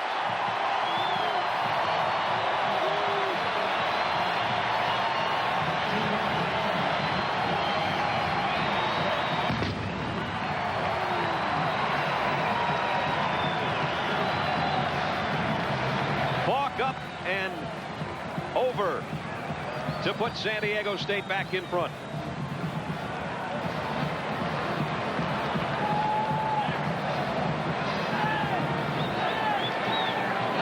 And the extra point upcoming. Peter hold in. Well executed drive that took only 2:17 by San Diego State. Holtz got the extra point.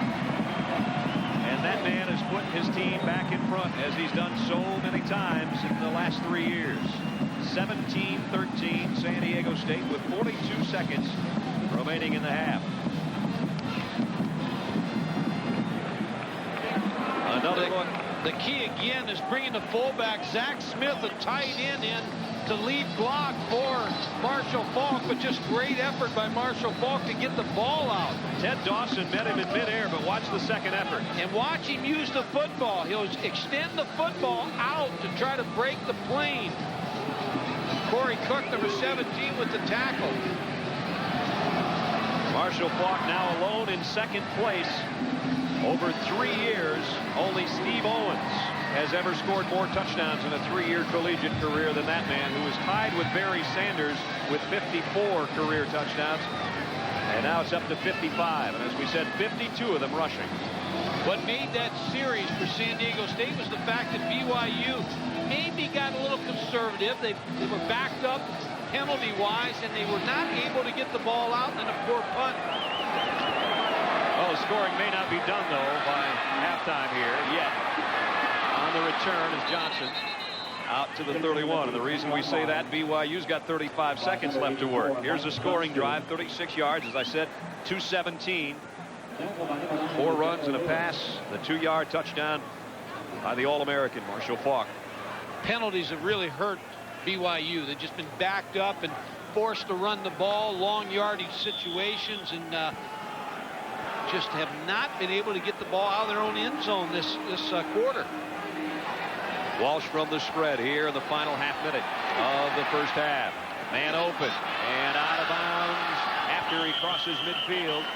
Goes Saluoni. It's going to be first down at the 44-yard line of San Diego State. 23 yards, just like that. Well, you're a prophet. You said the scoring may not be over, and BYU with the ability to throw the football. John Walsh with a good strike on that last play. 27 seconds and still 2 timeouts. Good use of their timeouts by the BYU coaching staff. Each team with a couple of timeouts left. Walsh in trouble. Steps up. Whoa, what a hit. Bryce Doman made the catch, and then he got driven by Driver. Michael Driver on the tackle. Smart timeout called by John Walsh. The quarterback didn't pick up the first down. They'll try to pick it up when we come back. 18 seconds left, first half.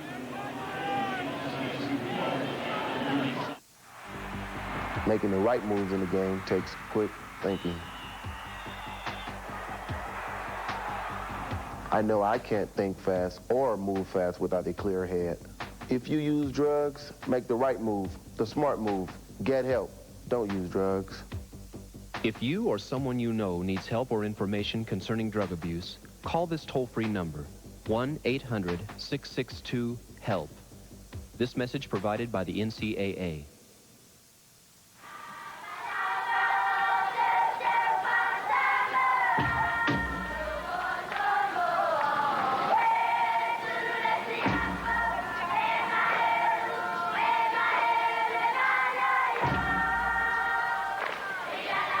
Mutato mga vital soy pue pesa fet lai leo tongi to paitea. Mutato mawalava le over paitea.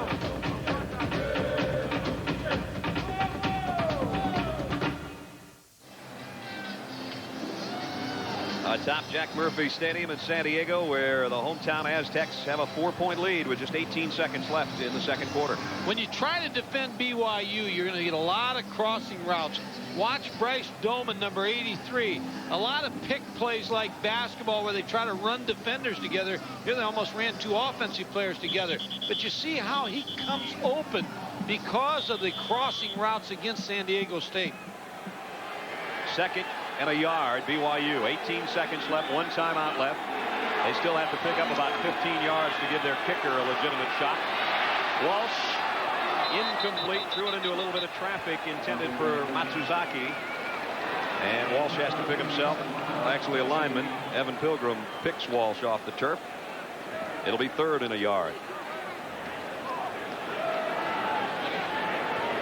Had success with the crossing routes. Bryce Dolman back in the game, number 83.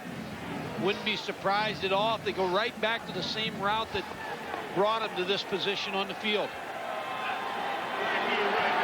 A couple of plays left before intermission. Play fake.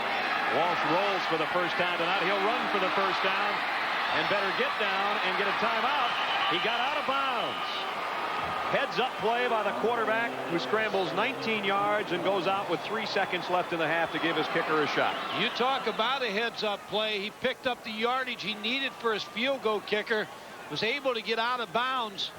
See, John Walsh doesn't see anything open down the field. Now makes the move. Now he's thinking out of bounds. Gets a key block, and now is just running to the sideline to stop the clock. Did he ever get a key block? He doesn't get that block, he may not get out of bounds. Still would have picked up the first down. The clock would have been killed, and then they still would have been able to set the field goal kicker up. 34-yard attempt by Joe Herrick. And he's got it right through the middle. So we expected a high-scoring game. We've got a 17-16 hometown lead. San Diego State at home in this WAC battle has a 1-point lead on the Cougars of BYU.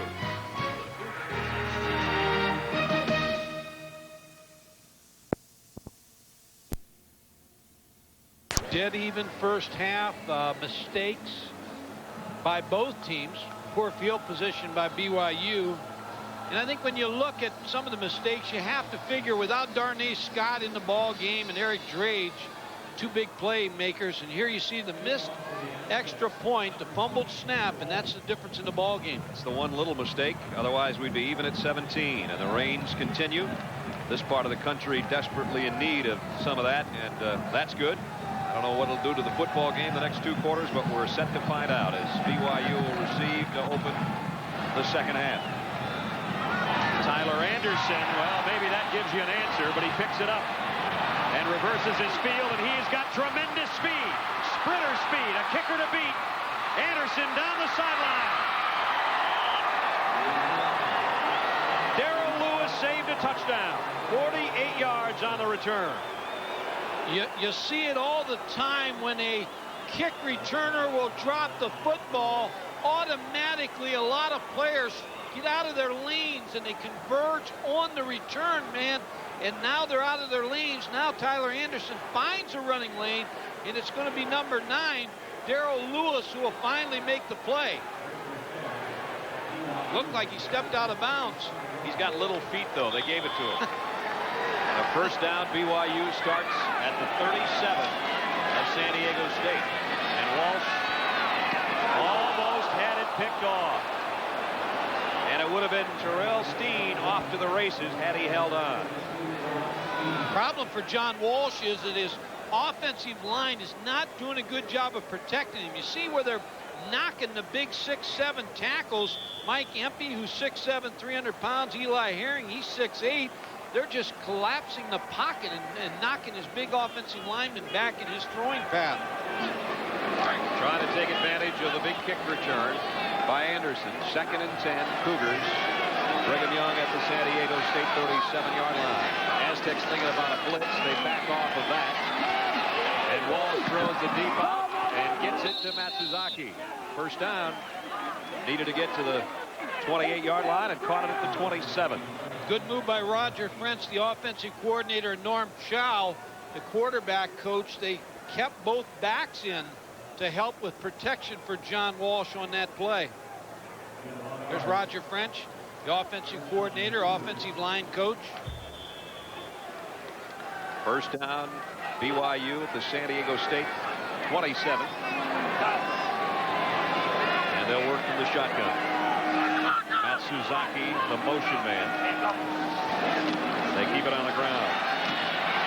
Willis, he's going to lose a yard. Nice open field stop. Craigus Thompson, the redshirt freshman out of New Orleans, made the hit. Brad, the whole idea going to the shotgun for Norm Chow, who's calling the plays for BYU, is to give John Walsh, even though he's handing the ball off here, a better view. They already place him back, gives him more vision down the field, but also sets up the pass protection a little bit earlier. If you're getting beat in pass protection, put him back in the shotgun, give him a little bit better chance to throw the football. They'll look at it again, 2nd and 12. Tremendous catch at the 6-yard line by Bryce Doman. People are booing here, but I think Bryce Doman got his foot down. I mean, really an excellent catch. The old post corner route. You see Bryce Doman, 83, go up for the football. Watch his foot come down. Inbounds, Michael Driver, number 21 in coverage. Doman, his older brother Kevin, was a wide receiver at BYU. His younger brother Cliff is a signee. He's serving his mission right now. So the Doman boys have been wide receivers at BYU over a stretch of years, and he's got his team a 1st and goal at the 6-yard line. Willis hit at the line of scrimmage. That's it.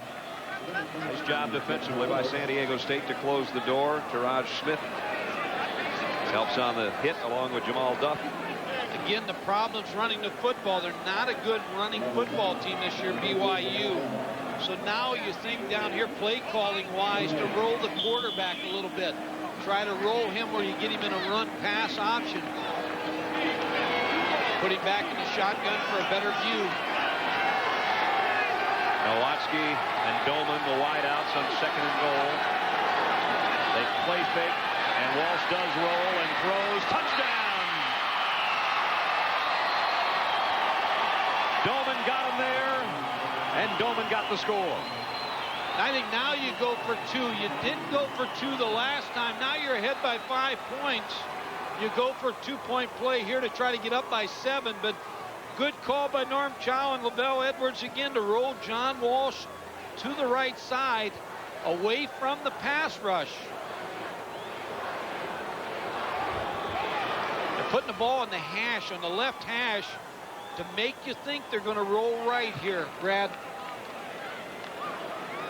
They have the option, the offensive team, to place the ball anywhere they want to for the 2-point play on the left hash, right hash, keep it in the middle of the field. 2 receivers to the bottom of your screen and a 3rd one in motion that way, but they're going to go to Hamuli the other way. He's in.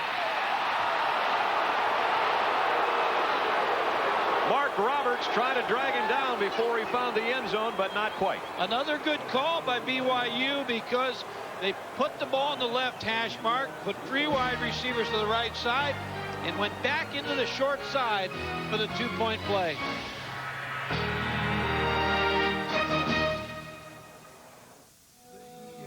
They are more precious than gold. Sweeter than the honey. They are more precious than gold. They make wine. With 3 hours of breathtaking picture and sound on a single tape, and instant playback at the touch of a button, nothing portrays the moments that color our lives like a Sony Handycam camcorder. It's your life. Isn't it worth a Sony?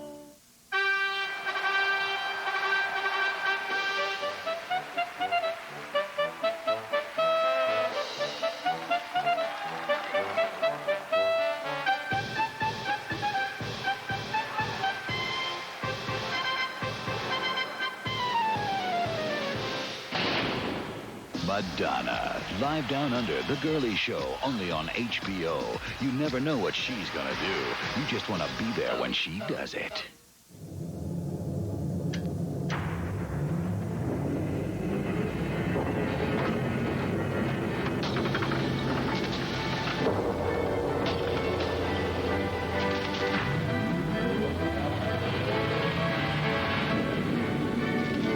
Introducing the all-new GMC Sonoma. We've packed everything we know into this one, Sonoma from GMC Truck.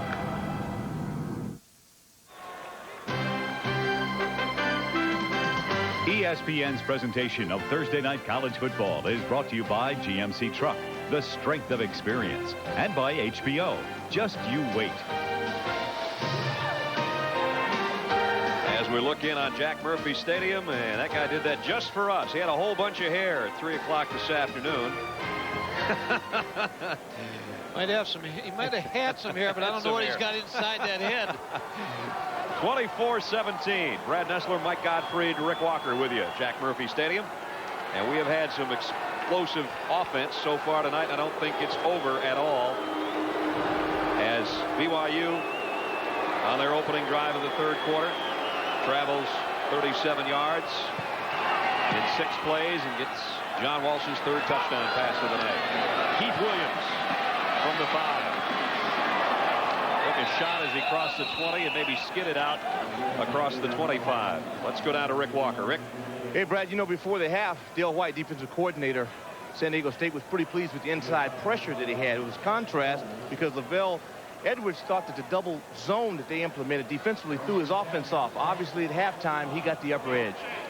Back upstairs. He's gotten the upper edge 195 times in his career. 195 wins. 6th winningest active coach in college football. Marshall Faulk.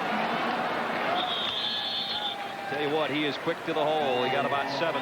Lenny Gomes drags him down. Lavelle Edwards in the middle of a 4-game losing streak, he says, is driving him crazy right now. There's a look, though. 6 times WAC Coach of the Year, 15 straight bowl games, a national title, and as I said, 195 career victories. Now his 22nd season as the head man at Brigham Young. He knows how to smile, too. He just doesn't do it a lot during the ball game. Marshall Faulk pinballs his way out to the 40-yard line. Good-looking run. And a first down for the Aztecs. When I talked to a couple of the assistant coaches on the field last night, they said Lavelle has never lost 5 in a row, and he's got that look in his eye. He doesn't want it to be tonight either. Fine gentleman. I think he represents the coaching profession in an excellent manner. He's never lost 5 straight. First down, San Diego State from its own 40-yard line. They trail by a touchdown. We're under 12 minutes, third quarter. Marshall Faulk, and he's got 6 more out to the 46-yard line. Shane Muirbrook in on the tackle. One of the world's most enduring corporate symbols, the Goodyear Blimp Eagle, based in Carson, California, has been providing our beautiful aerial pictures tonight. Goodyear Blimps have been flying over major sporting events since 1925. It's nice to have them along with us tonight on what started off as a pretty evening and still is temperature-wise, but we have had intermittent rain throughout the ball game. Hasn't had a big factor on the scoreboard or either team so far. 2nd and 4. Faulk on a cutback.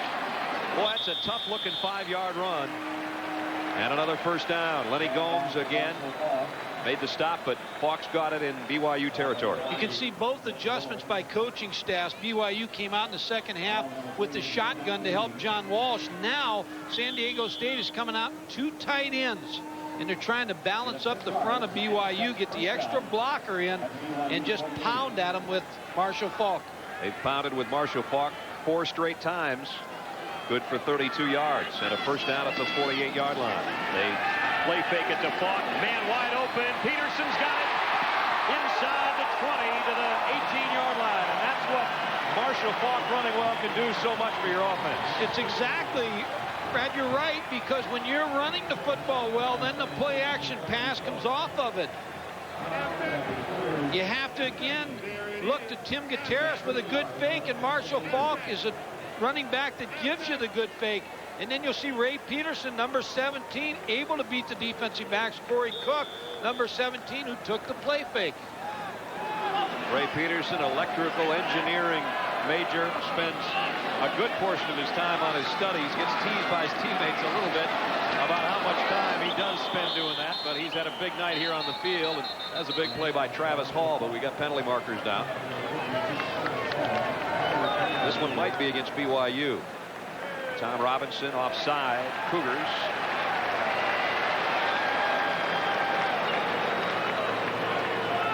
San Diego State with a 2 tight end offense to give to Marshall Faulk. Trying to follow his big defensive line, Travis Hall. There's a form tackle, huh? Travis Hall with the tackle. We have to think now, 1st and 5 inside the 15-yard line. I mean, it's Marshall Faulk time again down here. 24-17. BYU leads San Diego State. 10.5 minutes to go. Third quarter. There's the man in the Aztec backfield. First down and 5. They're going to throw a fade to the corner for Peterson. Almost intercepted. Played beautifully by Patrick Mitchell. He wanted offensive interference called. He may have a little bit of a gripe. I think he has a gripe. I think DeAndre Maxwell did interfere with Patrick Mitchell. You always tell the receiver, if it looks like it's going to be intercepted, you become the defensive player. But DeAndre Maxwell just put his hand on Patrick Mitchell and pulled him away. I think he got away with one. Yep.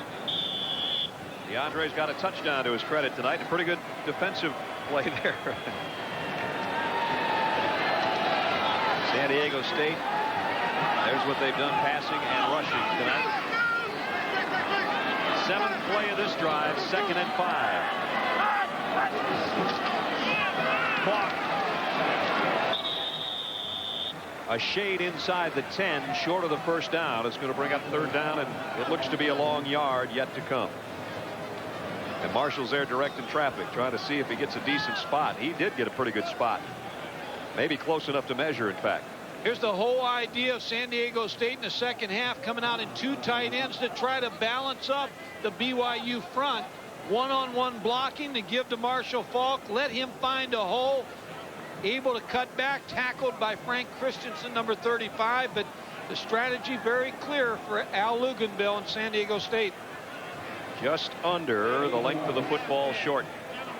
And it will bring up 3rd down and a couple of feet. Coming up in the 4th quarter, we'll be selecting our Wrangler players of the game for both squads. Mike and I will help to choose that honor. And there'll be a lot of offense between now and the end of the ball game, which is about 25 minutes left. 10:07 to go, 3rd quarter. A big 3rd down here, but this has been an excellent drive for the Aztecs. When you're one-back offense, one of the criticisms I've always had, there's not a lead blocker, but look what San Diego State's doing now, bringing Mark Ziegler, 85, as a fullback. He's going to come in motion out of that backfield, though. And the play action to Faulk. The throw to the end zone. Touchdown!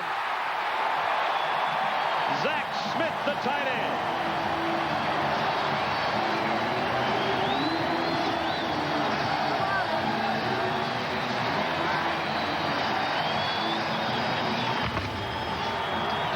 For great play calls, and that will go down as an excellent play call by Brett Ingles, the offensive coordinator. Sean Payton, the quarterback coach. Tight end in motion. Zach Smith, number 89, on the reception.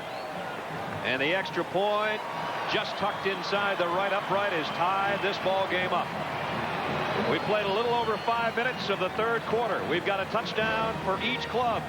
And with 9:49 to go in the 3rd, we're dead even at 24. State Farm presents the rules of the game. We're talking about fumbles. In this play, the ball is fumbled and muffed into the air. The defense recovers and advances. Is this play legal?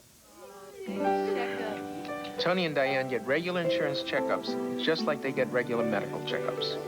I'm State Farm agent Carlos Bermudez.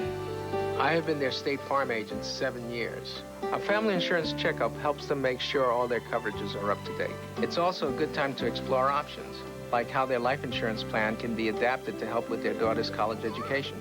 I think the family insurance checkup is something everybody can feel good about. State Farm is there. We're talking about fumbles. In this play, the defense recovers and advances the fumble. This is legal, as the defense may advance any recovered fumble. Rules of the Game has been brought to you by State Farm. Like a good neighbor, State Farm is there.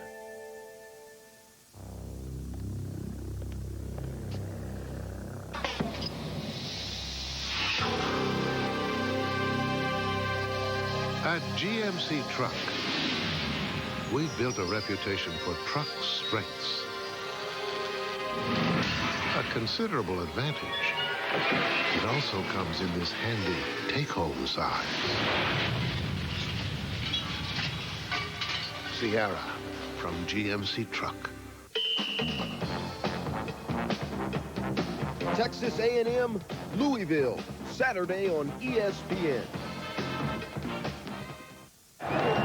Hey, their answer's going to be man. You need to be smart enough to recognize it and get the colors when you see it. Be it blue X, be it white X, whatever you're checking. Quarterback coach for San Diego State talking to Tim Gutierrez, who is 9 of 17 for 174 yards and 2 touchdowns. That's Sean Payton. Used to play quarterback at Eastern Illinois for Darrell Boudreaux. He's talking about the running game is working for San Diego State. Short kick. Taken at the 21 by number 21, Chad Knowles, the backup fullback. And he blasted out to the 35-yard line. What made the play was it was a 3rd and 1 call. Al Luganbill figuring if he doesn't make the touchdown here, he still has 4th and 1. But the fake made the play. Everybody thought Marshall Faulk was going to carry the football. Zach Smith, the tight end, open in the end zone. Mark Ziegler, 85, he was open. BYU defense bit on that like a halftime hot dog. It's 24-24. They took a big bite. They sure did. 7-point fight. Won't take BYU long to get active again, though, but a little miscommunication between quarterback and wide receiver as Micah Matsuzaki broke his route off and waltzed through deep on the sideline, incomplete. Well, you have one side where the quarterback coach is talking about it to his team, and now maybe a little quieter on the other side. Ken Smith, the defensive coordinator for BYU, is trying to show what adjustments he's going to make versus Marshall Faulk running the football. There's Zach Smith, tight end, who caught the touchdown pass. 2nd and 10 for the Cougars, who will work from the shotgun from their 35-yard line. Wall, steep sideline, almost intercepted, and incomplete. That was close as Sean Smith had nice coverage. Let's go to Rick Walker. Rick. Hey, guys, you're calling it right. Mike Godfrey, you're hitting this thing, man, like all cylinders. They're going to get to 2 tight ends. They want to get a little smash mouth football. They want to set up the pass with the run, and they feel like they'll give them man-to-man coverage, and they'll get a big one. But they do have a couple of injuries. Ray Peterson has a shoulder, but he will play. Keith Williams has a knee, but these guys wouldn't miss this for the world. Back upstairs, guys. Keith Williams and Ray Peterson have both had big nights. Remember, Darnay Scott, All-American wide receiver candidate, not playing tonight due to a bad back. 3rd and 10. Walsh, man open, got him. Terrence Saluoni, and he's got a first down for the Cougars and a 27-yard pass play. The thing that always amazes me about BYU is all the receivers, they never seem to drop the football. They're just so conscious of catching the football here. Terrence Saluoni makes the catch. Now, that was tough for me. What, the catch part? That too. Not so fast, Jonesy. Terrence dad played at BYU, and he's had a big night. Willis on a counter, and he's got a first down. Give him about 12. Jamal Willis. Well, I think both these coaching staffs to be commended with strategy, and just the Lavelle Edwards going to the shotgun offense has just opened things up for his offense in the second half. Tyrone Morrison shaken up. Actually, a couple of players hurt. One Cougar and one Aztec who collided out there at the 31-yard line. And I'm not sure of the BYU player yet, but you see number 55, Tyrone Morrison, is shaken up. And that might be, well, I'm not going to guess.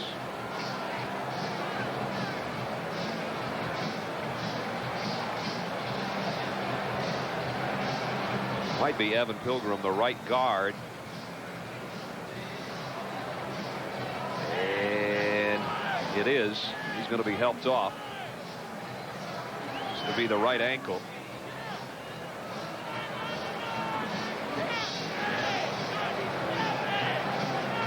Pilgrim in a lot of pain. 6'5", 285-pound junior. You see him right to the left of your screen. He got tangled up in the pile. He rolled up on his leg. Yep. I would be thinking here, if I'm San Diego State, I'd want to know where Tyler Anderson is on this play, number 4. He trots out to the right side. Bottom of your screen is Tyler Anderson. Matsuzaki to the left. They're going to go the sweep to the left side, and Jamal Willis gets it inside the 20. Chris Johnson and Eric Sutton bring him down.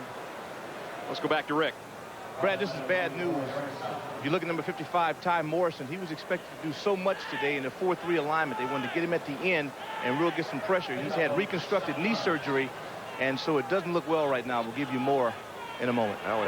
We hope it's not the knee. He's walking around, but you can see pretty heavy limp for Morrison. Meanwhile, on the field, it's 2nd and 3 at the 19-yard line with 8.5 minutes to go. Blitz coming, and it pays off for San Diego State's defense. Scott Blade, number 57, the junior out of Canyon Country, California, made the hit. They brought a secondary blitz, Chris Johnson. He just timed it perfectly. BYU with good mix tonight. 21 rushing attempts, 27 yards. But you have to keep somebody honest when you're throwing the football. Remember, sacks are mixed in there, and there's been several of those tonight, so their ground game hasn't been quite as anemic as that stat might indicate. 3rd down and 3 from the shotgun.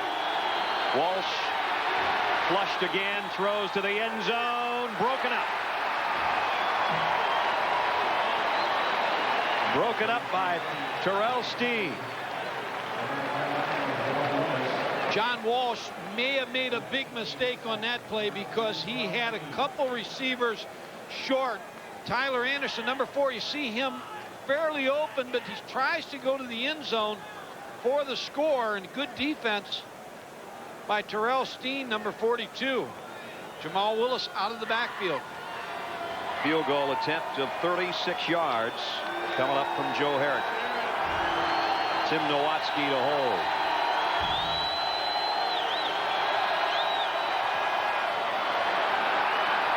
And he missed it to the right. Finally, a defense holds tonight. BYU comes up empty on the field goal attempt with 7 minutes 43 seconds remaining in the quarter. Our score remains tied at 24. We've got more college football coming up Saturday. Whether it's Tim Shade or Scott Eckers, you'll see the quarterbacks, the Golden Gophers of Minnesota, on their home field on a fast track going after the Michigan defense. That's our 12:30 Big Ten game. And then the 20th ranked Cardinals of Louisville taking on the Aggies of Texas A&M. Number 20 meets number 10. That's our 7:30 game Saturday night right here on ESPN. Marshall Faulk has really covered that football since fumbling earlier in the game, and with both arms wrapped around it, he still gets almost 10 yards. That miss by Herrick was not by much. The kicker for BYU, who had hit a field goal earlier in the ball game. Let's take another look from the end zone. Boy, not by too much, about a yard wide right. A gain of 9. Makes defensive coordinators happy, even when kickers can miss something like that, just to break that long string of the opposition scoring every time they have the ball. Marshall Faulk is over 100 yards tonight, and he's into the secondary, and he is gone. Faulk, touchdown, 71 yards.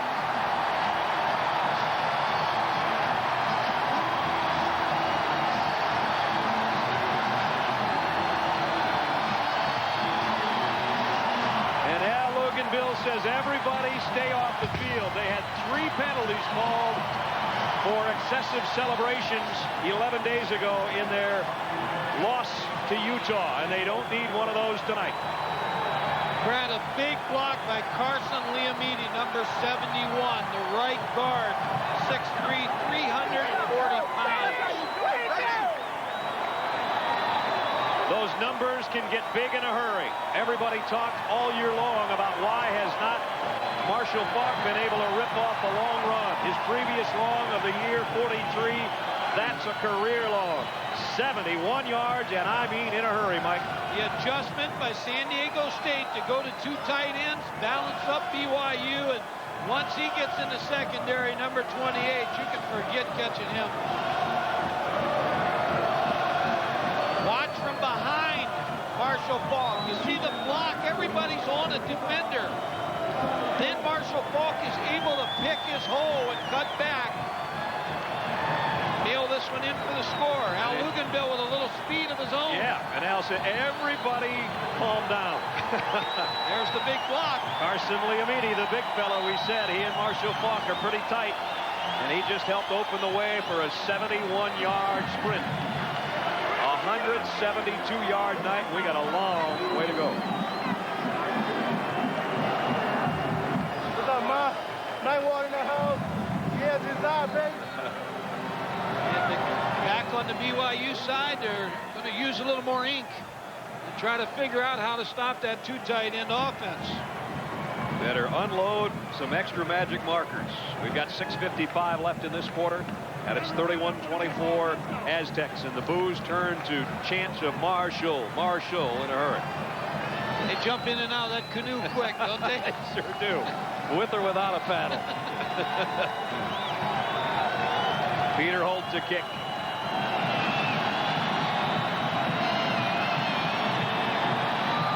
Another high and short kick. Johnson from the 8 this time. The return sent up to the right. He got tagged pretty well as he hit the 20-yard line by Craigus Thompson. And let's go to Rick Walker. Hey, guys, well, you know, things are getting rough, especially on the offensive line for BYU. Evan Pilgrim is going in for x-rays. They think it could possibly be a fibula. We'll give you some more on that. And also a backup 10, Hanshaw, got poked in the eye. So BYU is going to definitely need his offensive linemen when they come out, because they're going to have to get that ball in the air if they hope to compete tonight. All right, Rick. How can a guy get a tie to match an ESPN jacket? I've never been able to find one bright enough. He better watch himself. As big as Rick is, they may throw him in that offensive line. We've had 5 lead changes tonight.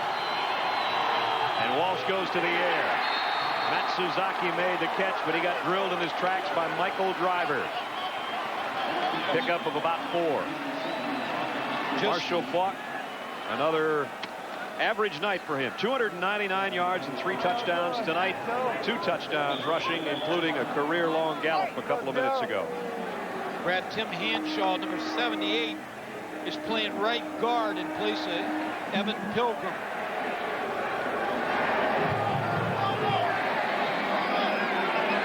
And BYU's going to take a timeout. Seemed to be maybe a little bit of confusion in the huddle. And John Walsh will come to the sideline. We'll take a break with 6:13 left in the third, and the Aztecs up 7.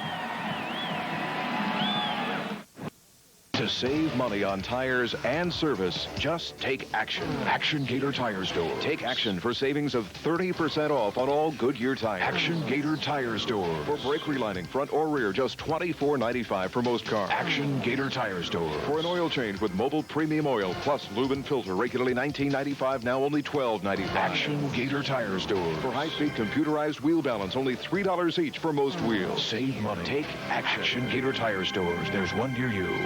Number one problem in my mind is the traffic congestion that we face.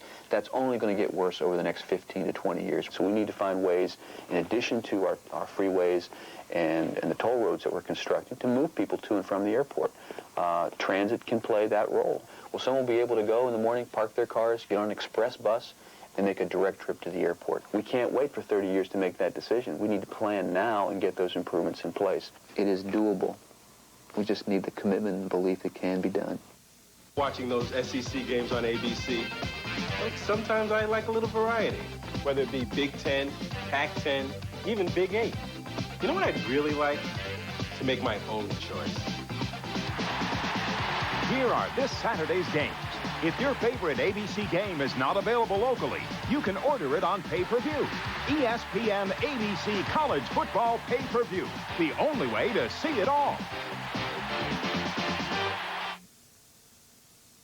I guarantee you, if I knew, I'd try to do something about it. It's been a miserable month. Can never remember spending October like that. And it's my birthday thrown in there, so it's been a little tough, to say the least.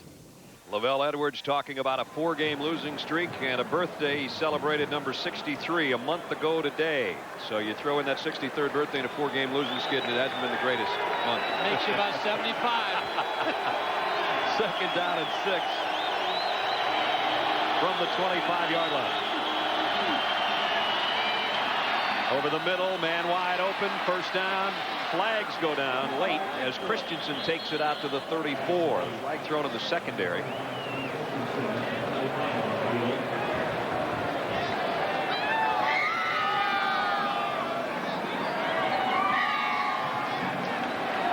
offensive pass interference. I think they're going to get him for a pick here. Yeah. It has to be. I thought it'd either be that or a face mask. We showed early that the routes, the crossing routes. Let's see if we can see it right here. It was Nowatzki, the man with a crossing pattern. I don't know if that's where it was called. I think that has to be the call because he was using his hands. It really wasn't a pick. And Tim agrees with you as he kind of throws a hand out there and now comes back into the huddle for BYU. With 6:07 to go third quarter, 31-24. Now Luganville's Aztecs of San Diego State with the lead.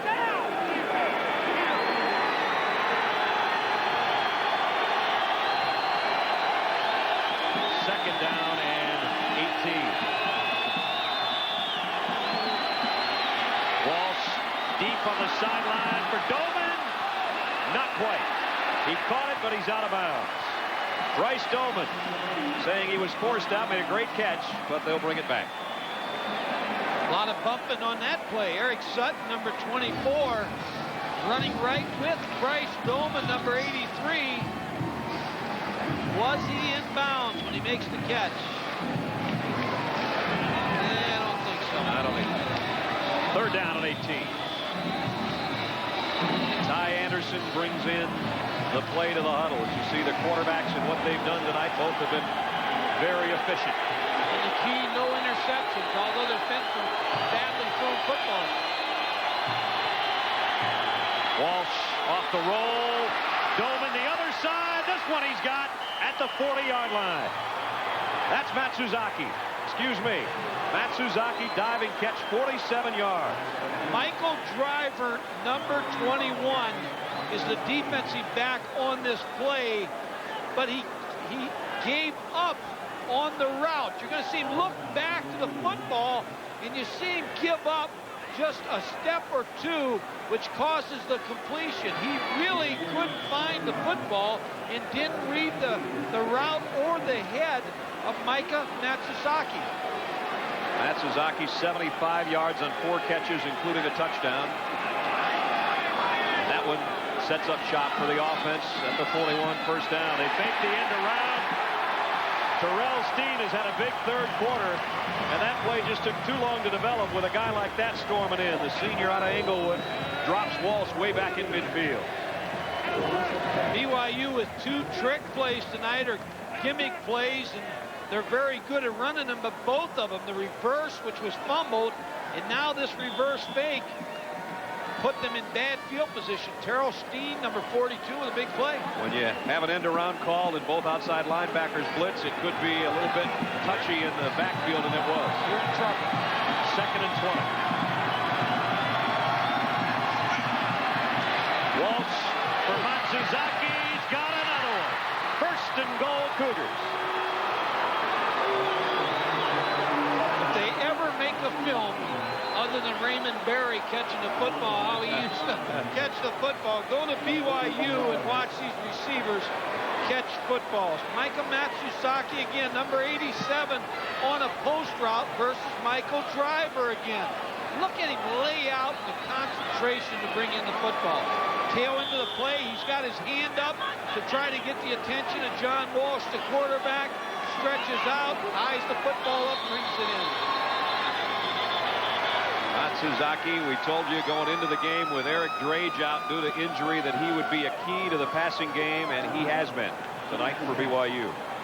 4:29 to go, third quarter. And a timeout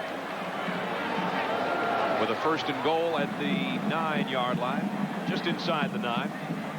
Walsh already tonight with another big outing. He threw 5 touchdown passes last year against San Diego State. He was 23 of 44, 380 yards and 5 touchdowns. He's coming off a 619-yard 5-touchdown game in a loss 11 days ago to Utah State. And he's hooked up with Matsuzaki, 47-yarder and a 44-yarder in this drive alone. And there's Micah's numbers. Those are pretty impressive. His teammates call him Mouse. And boy, he's been sneaking around like a mouse in the secondary tonight of San Diego State. It's a mouse that's roaring tonight. You got that right.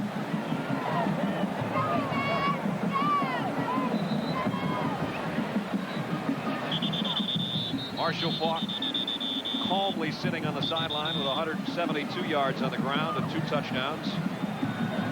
Brad, the last time that BYU was in this situation, they used a rollout play with John Walsh rolling to the right side. John Walsh rolled to the right side and threw the post backside. We'll see if they do it again. Incomplete on that attempt to Steve Christensen, rather. It'll be 2nd and goal. BYU is able to roll the quarterback to try to keep the pressure off of him. Continually drop back, keep the quarterback back in a drop back state. Always the pressure will come to the same point. When you roll him out, it's a little more difficult to figure out where he's going to be. Hall and Willis flank Walsh in the shotgun, and jumping across is Garage Smith. He doesn't exactly look like he was drawn offside by the look on his face, so I think they're going to walk this one off against San Diego State. And that makes it easier for BYU, that's for sure, as they go inside the 5 before they put it down.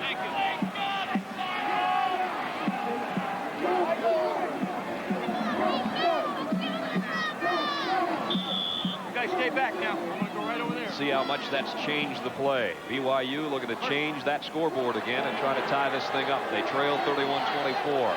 Matsuzaki and Tyler Anderson, the wide receivers. 2nd and goal, BYU.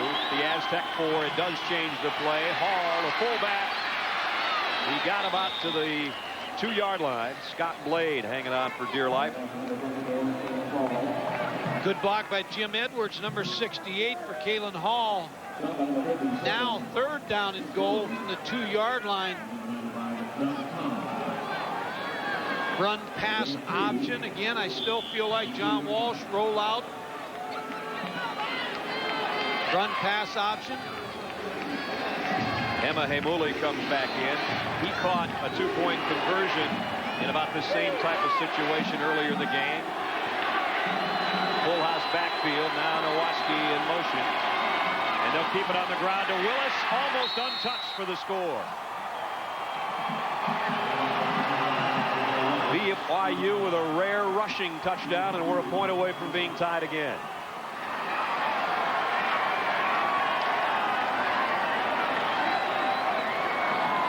Jamal Willis, number 29, just hits it up inside.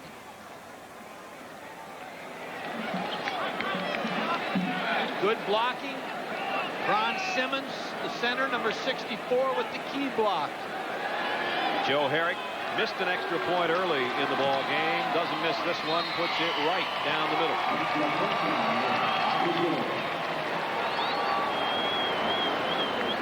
Jamal Willis with his 6th rushing touchdown of the year. As you look at the eyes of John Walsh, set to hand it off to his tailback. Who finds a little opening right there. Right in your living room for the touchdown. Tie game at 31 with 3 minutes 38 seconds remaining in the 3rd quarter. We have got one heck of a college basketball schedule for you this year. Over 200 men's games. We tip off with NIT preseason action from the Dean Dome in Chapel Hill Wednesday night. Eric Montross, All-American preseason candidate, and the defending champion Tar Heels open up with Western Kentucky, 7:30. Then Jason Kidd, freshman of the year last year, heads his Golden Bears to take on Santa Clara at midnight Wednesday. Cleveland State and UMass. UMass with that long list of sold-out games. That's Thursday. And then Rice in Minnesota. If you've never seen Vashawn Leonard, and I'm sure you have because he was the hero and the MVP of the postseason NIT last year. All those games coming up as we start our college hoops this week on ESPN. And Curtis Shear starts from the 4-yard line on the kick return and got it out across the 25. A little shoving going on after the play. 31-31. Brad Nessler, Mike Godfrey, Rick Walker with you from Jack Murphy Stadium in San Diego, and it has been the kind of shootout we expected so far. There's the last scoring drive, 79 yards, 8 plays. Nice mixture of run and pass, and Jamal Willis took it in.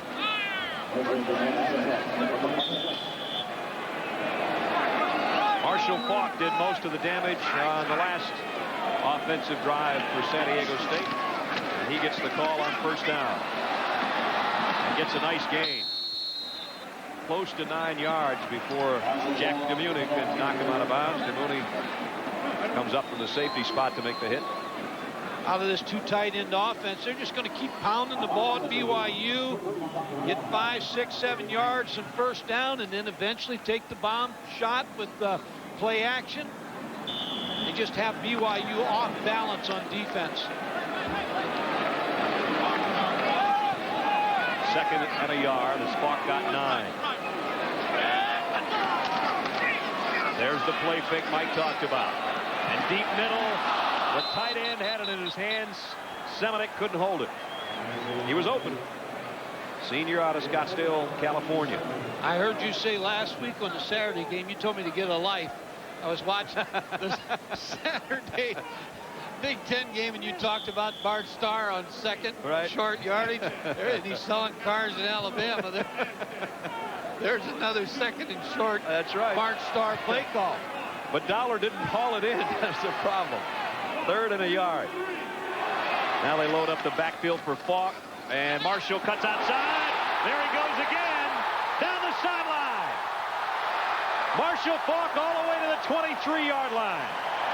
Boy, when it's short yardage and you don't get him at the line of scrimmage, forget about it. 42 yards, and he's way over 200 on the night. I think the deciding factor in this game may be who gets tired first, Marshall Faulk or John Walsh. Short yardage. They brought a tight end again in fullback. Marshall Faulk is able to skate outside, and now the speed takes over. Number 17, Corey Cook, trying to knock him out of bounds.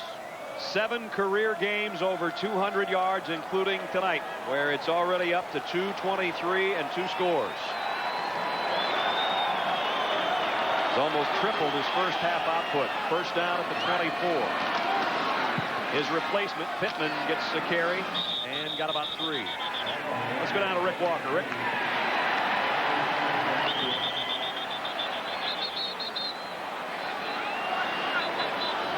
Yeah, all of his would have been my balls, but no, not really. I mean, he's doing a great job. Like I said earlier, I mean, we got receivers that are going to make plays for us, and that's what they've been doing. You're finding something right now in the secondary of San Diego State. What is it?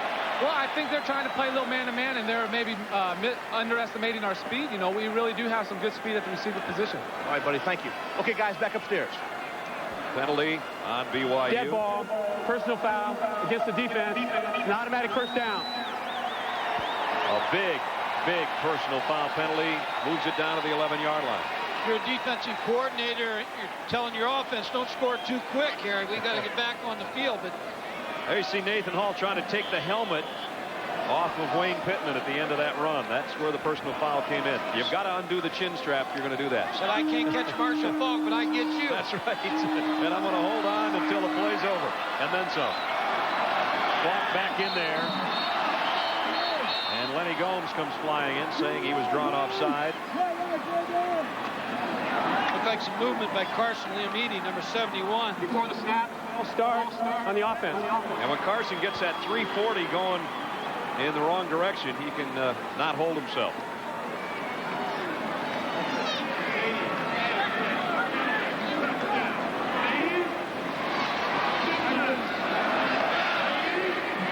The Aztec fans here in San Diego have been restless the last couple of Novembers because the Aztecs have always kind of teased them with a chance at a WAC title and then let it slip away. Tonight they're tied at 31 with BYU. Gutierrez to the end zone. Broken up.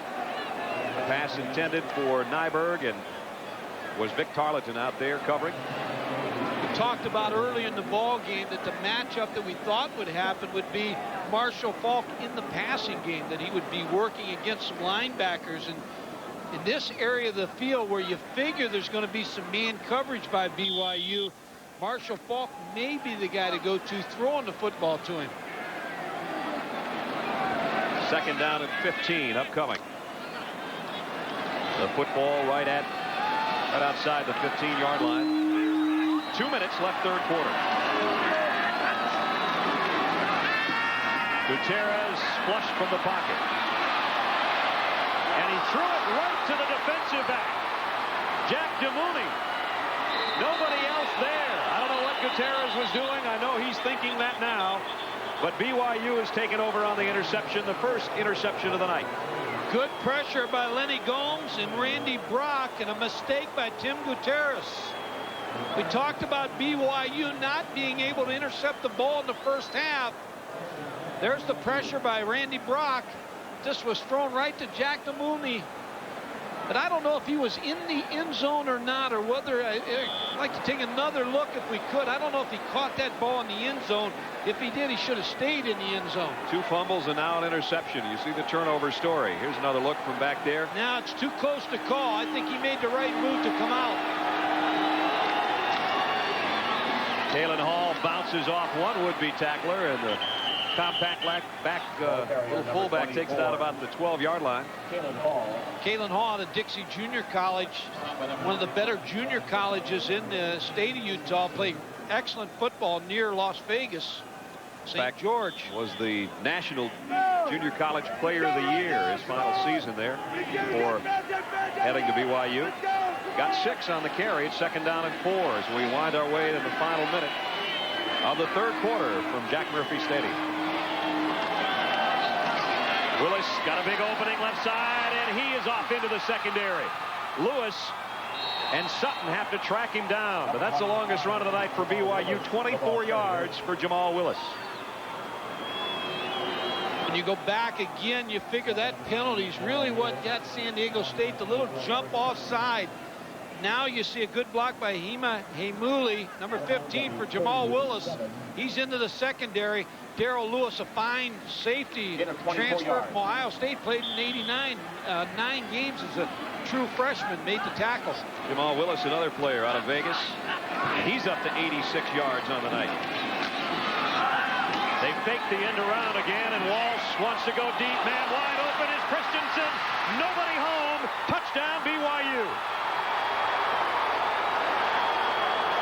Caught him in a blitz. Chris Johnson in a safety blitz. Norm Chow did not give up on the play calling of the reverse.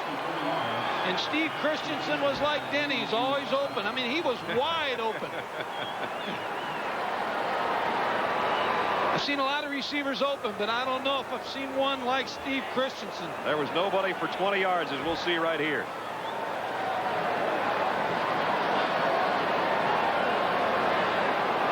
Came out of the fullback position. You see him down the corner. Wide open.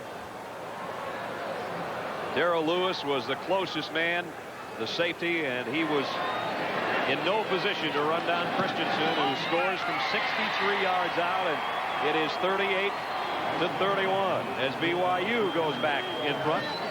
Christensen, a senior from here in California, 6'1", 185, and caps a 93-yard drive in just 3 plays. And remember, it all started with DeMooney's interception, and then it ended up with this touchdown. Here's Steve Christensen, number 25. He's going to come out of the backfield. Now, Norm Chow, again, a good call. He didn't give up on this play, even though it 2 times kind of backfired. Now you stop it. There is nobody. Darrell Lewis is the closest defender, but the only thing between Steve Christensen and that football is air, because there's nobody else around this young man for the touchdown. They might have to have a second set of officials, because these guys look like they're tired out. Steve Christensen, an academic all Western Athletic Conference performer. Smart move to get open. Look at the total yardage up there now, over closing in on 800 yards. We kind of guessed it'd be 1,000-something before the night was over. From the goal line is Curtis Shearer. Shearer got across the 30 out to the 33. Nice return. Brad, one of the things that's going unnoticed is the fact that San Diego State, Leonard Jones, who's a starting corner, number 22, was suspended for this football game. And when you play in a team like BYU, you can't afford to lose a starting corner. And he has been missed in that secondary. Disciplinary action led to that. And the guy that's taken his place, Michael Drivers, had a pretty good ball game, but still You lose some experience there. BYU 38-31. Here's a counter to Faulk. Somebody got a hand on him. Might have been Gomes down low. Hand off to Marshall. No, it was Greg Pitts who hit him low and knocked him down, along with Ted Dawson. Number 47. The fans have been treated to a lot of offense tonight, and it's not over yet. No, we got 15 minutes left. You can't settle in here and say, hey, we're ahead 38-31, and we feel pretty good about it. They really don't. That's right. They don't know when those numbers are going to change on that board again.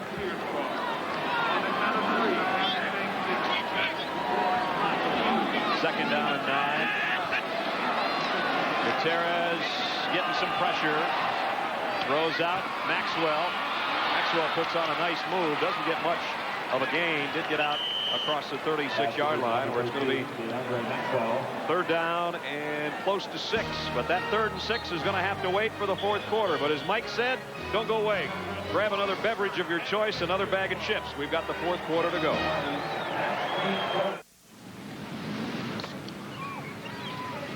Hi. Is this space taken? No. Then I'll sit down. You want a Bud Light? Not yet.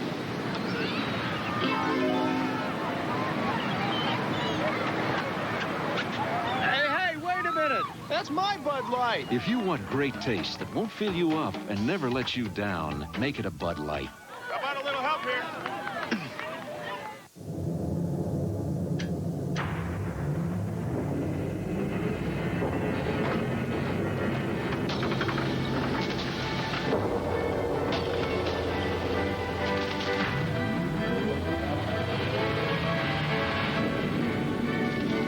Introducing the all-new GMC Sonoma.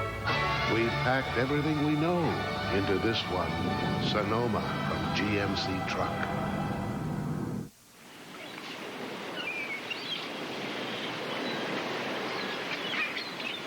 Hey, somebody help. Little help here.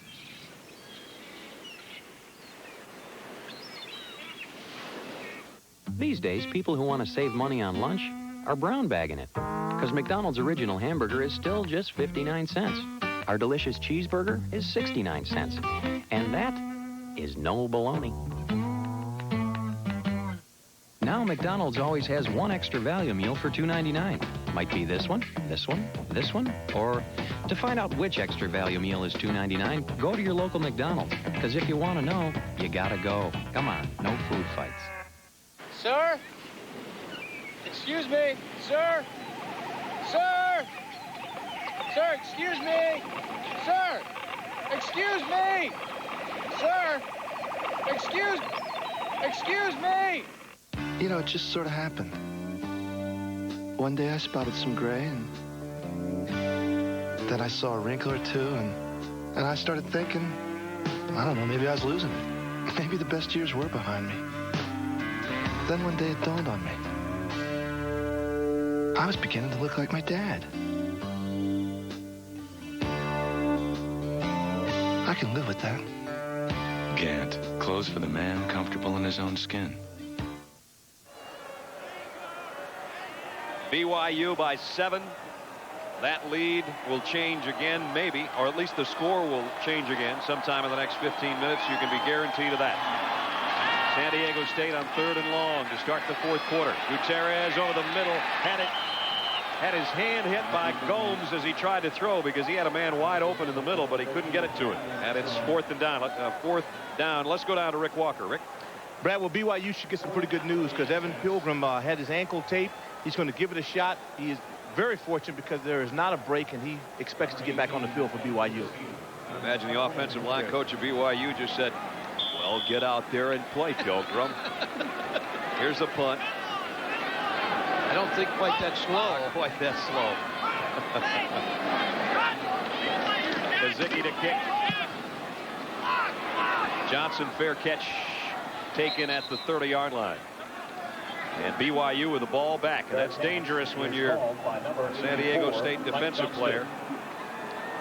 Ball marked at the 30-yard line. 38-31. This is not the only time we've seen a lot of scoring in these ball games.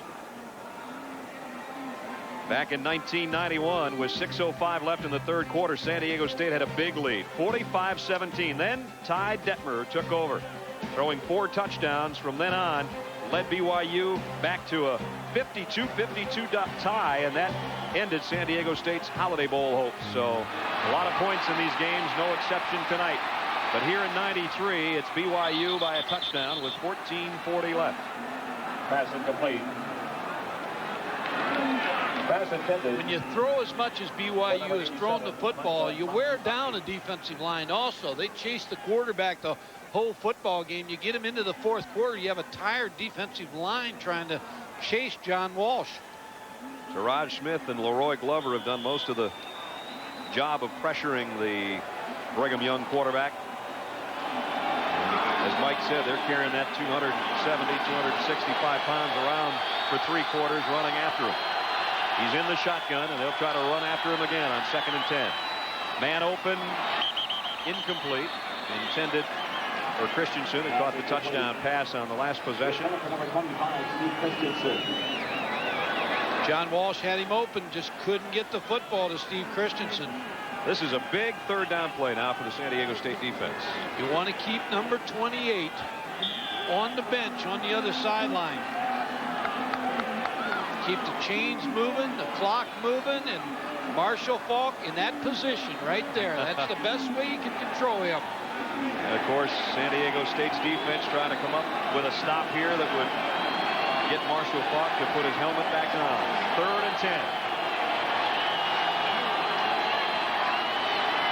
Walsh over the middle, caught, 1st down, Salomone, and he's into San Diego State territory. Had they been able to make the tackle as soon as he caught it, it would have been 4th down, but he got away. You're exactly right, Brad. When you look at this play, Darrell Lewis, the free safety, number 9, really reads the play just right. You see John Walsh look off, and now is able to come back. But watch Darrell Lewis miss the tackle. If he would have made that tackle, it was a punting situation.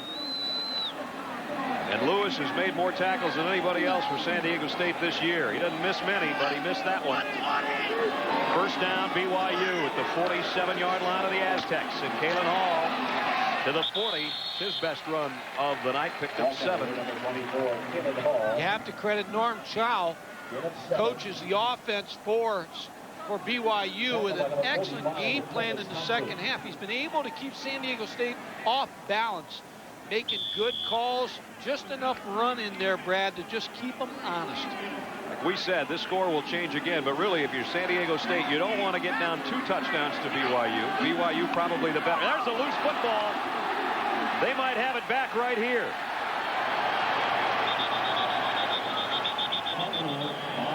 Walsh never got the snap. Still no signal. And apparently BYU's covered it. See, the story of the game to this point is the fact that there's been 3 turnovers by San Diego State, and that was their first time that BYU may have turned the football over. The snap just didn't get up to John Walsh. Then the ball's kicked all over the place. But Kalen Hall, number 24, somewhere along the line, no, it looks like somebody else in there. Boy, Walsh dug that away. Well, he did a good job under the pile, pulling it away. You're not kidding. San Diego State had that ball, and Walsh just pulled it back out of there. 3rd down and 3. Walsh got it away at the last second. Christensen got another one. Down the sideline, touchdown. 40 yards. Steve Christensen, 2 touchdown tosses in the last 2 possessions from Walsh. What set that play up was Kalen Hall, number 24, with a key block to give John Walsh time just to hit Steve Christensen over the middle for the 1st down. Shotgun. Steve Christensen over the middle. There's the catch, but now again, poor tackling, poor pursuit. There's number 24, Kalen Hall, with a key block to spring Steve Christensen for the touchdown. Extra point attempt from Joe Herrick coming up to try to give BYU a 2-touchdown lead, and he does. 13 minutes and 3 seconds to go in the ball game, and the Cougars with their biggest lead of the evening.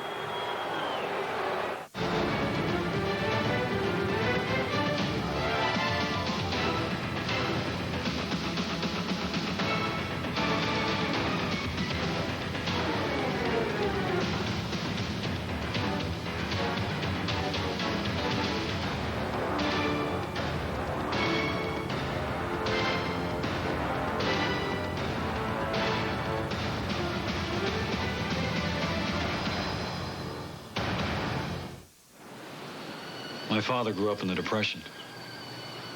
I grew up in the 60s. He fought a war and I didn't. All we ever saw in each other were the differences. I think we fought because we believed there'd always be time to take things back, make things right. I think now's the time for me to do that.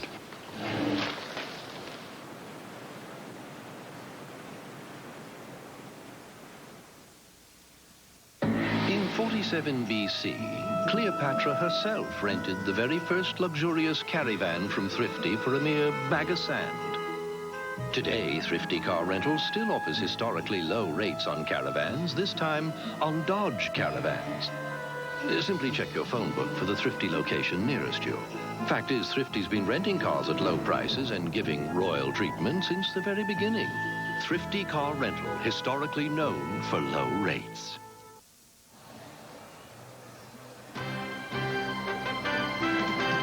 ESPN's presentation of Thursday Night College Football is brought to you by Thrifty Car Rental, historically known for low rates, and by John Hancock, official life insurance sponsor of the 1994-1996 U.S. Olympic teams.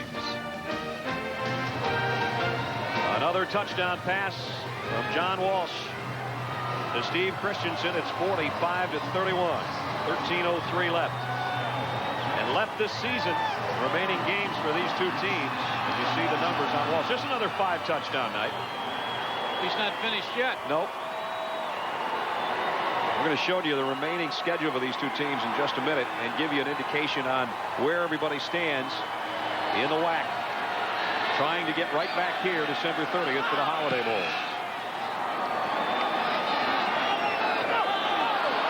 Tiptoeing on the sideline as Curtis Shearer reverses his field. He got a couple blocks, but he didn't get the one he needed. Corey Cook with a nice open field stop, or Shearer might have been off to the races on the left sidelines. Here's the standings now. Wyoming unbeaten in the Western Athletic Conference. San Diego State and BYU. You assume the loser of this one tonight is really behind the 8 ball because here's the remaining schedule. Really, everything's in BYU's favor because they have Utah and Texas El Paso at home. San Diego State has to go to Fresno State, which will not be easy, and then they have Wyoming here at home. Wyoming's schedule: go to New Mexico, they travel, or they have Colorado State at home, and then they have to come to play San Diego State here. If they get a loss, if San Diego State would beat Wyoming and give them a loss, the way I understand it, the WAC then goes to the third-place team, which could be San Diego State, and BYU beat them, they would go to the Holiday Bowl. But Wyoming's still in the picture. But I'm sure Wyoming's sitting at home tonight hoping San Diego State would win this game. And that Wyoming trip to New Mexico is no day in the sun either. No. That's going to be a tough one for them. The man down on the play for BYU, I believe, is Scott Merkley, face down after the kick coverage. And we're going to take a look at the injury. And you see again, Shearer had to tiptoe on the sideline to keep from going out of bounds. And right there coming into your screen is Merkley. And that's where he still is at the 16-yard line. Now the strategy is you look at the clock, Brad, you might have to, if you're San Diego State, you have to open it up a little bit more. You still want to run the football with Marshall Faulk, but 12:53 is a lot of time, but you're down 14 now. A little different strategy for BYU, I'm sure, on defense. They'll play a little bit more pass defense. Still try to stay with 7 in the box against Marshall Faulk, but try to loosen up for Lavelle Edwards. Lavelle Edwards out to have a look at his fallen player. And they're going to bring a stretcher out for Merkley, and that's never a good sign. And while we await word on his condition, let's go to Rick Walker. Rick? Guys, I think you really got to be concerned if you're an Aztec fan, because there's really no morale on this sideline. Coordinator Dale White had to go in and tell these kids, hey, get up, it's not over. But I think when you're in close games and you've not been victorious, and I think they feel this slipping away from them, they need a leader. They need somebody right now to step up and get these guys going. And so far, I don't see him. Tell you, the guy they could use right now is not in uniform, and that's Darnay Scott, their tremendous wide receiver, a junior. And there's Darnay Scott, and boy, would they love to have him in a helmet, but he's got a lower back problem that's kept him out of the first game of the year due to injury. We have a timeout with the injury with 12:53 to go in the ball game.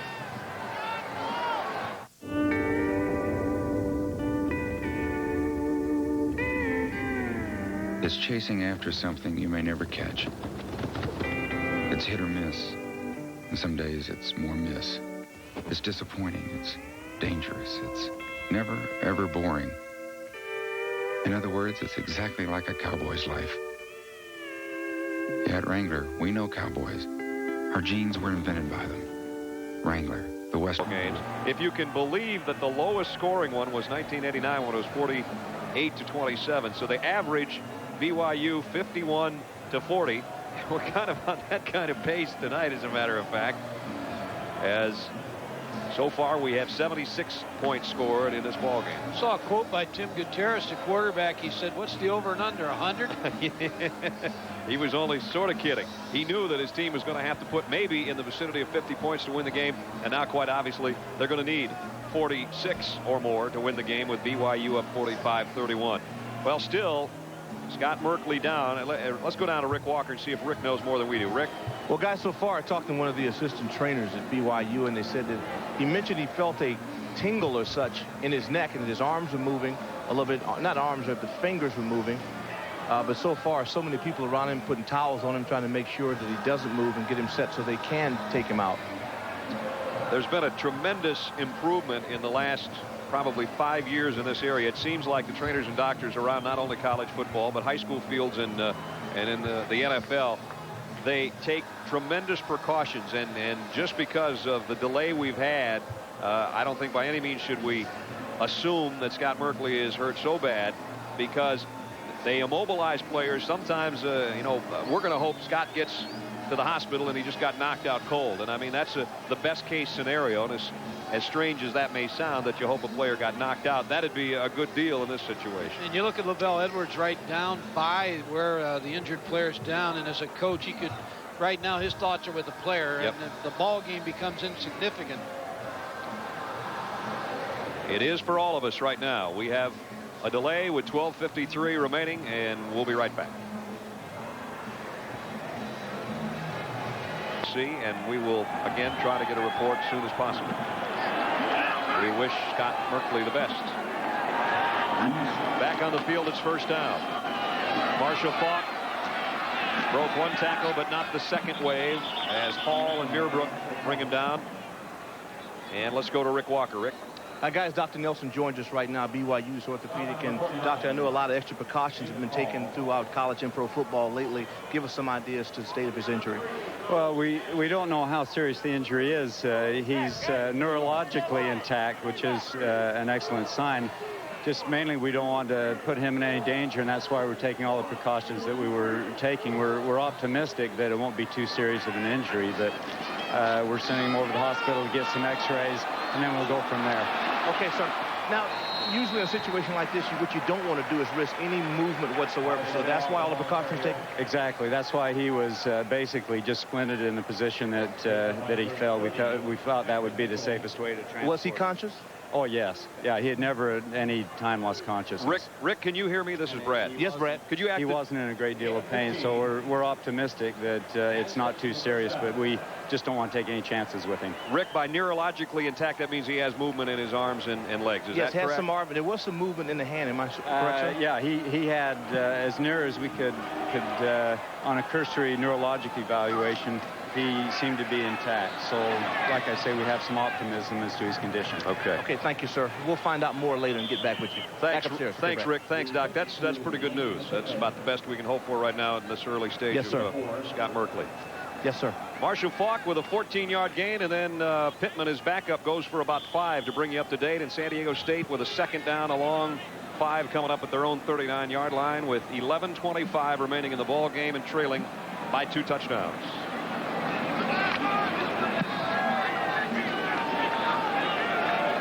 At some point, you know, San Diego State's got to go back to the air because they've only got 11-11 left. Play action pass, fake the run, go deep. There's the play action. There's the deep pass. Incomplete. Intended for Keith Williams. Pass incomplete. He intended for number 81. Don't know how much and maybe Rick can help us a little bit down there, the rain. Of course, when you're in the press box, I used to hate to coach from the press box because you couldn't really tell the field conditions. I don't know how much it's affecting Tim Gutierrez throwing the football here. The layoff, that he had. That was 10, 15 minutes, and now all of a sudden wet football to throw.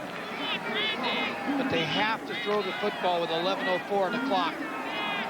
Big third down for San Diego State. 3rd and 5 with a 3 wide receiver group. Gutierrez in trouble, got away from it, completes it to Marshall Faulk. His first catch of the night. We talked about it about 4 hours ago when this thing started. And finally, he has one on the backfield. It was a big one. Well, I think this is where Marshall Faulk is most dangerous right now. In this part of the game with 10:53 on the clock, is release him out of the backfield and make him a pass receiver. Randy Brock, 97, almost with the sack. Tim Gutierrez able to step away and then hit Marshall Faulk, because if you throw him the football in the open space, I mean, he's a dangerous receiver with the football. Crucial first down picked up by the Aztecs, and they're in BYU territory at the 45-yard line. Pittman's going to lose a yard. And it's Brock who almost had Gutierrez last time, and this time he holds on to the running back. I'd come right back to a formation where I could get Marshall Faulk versus a linebacker.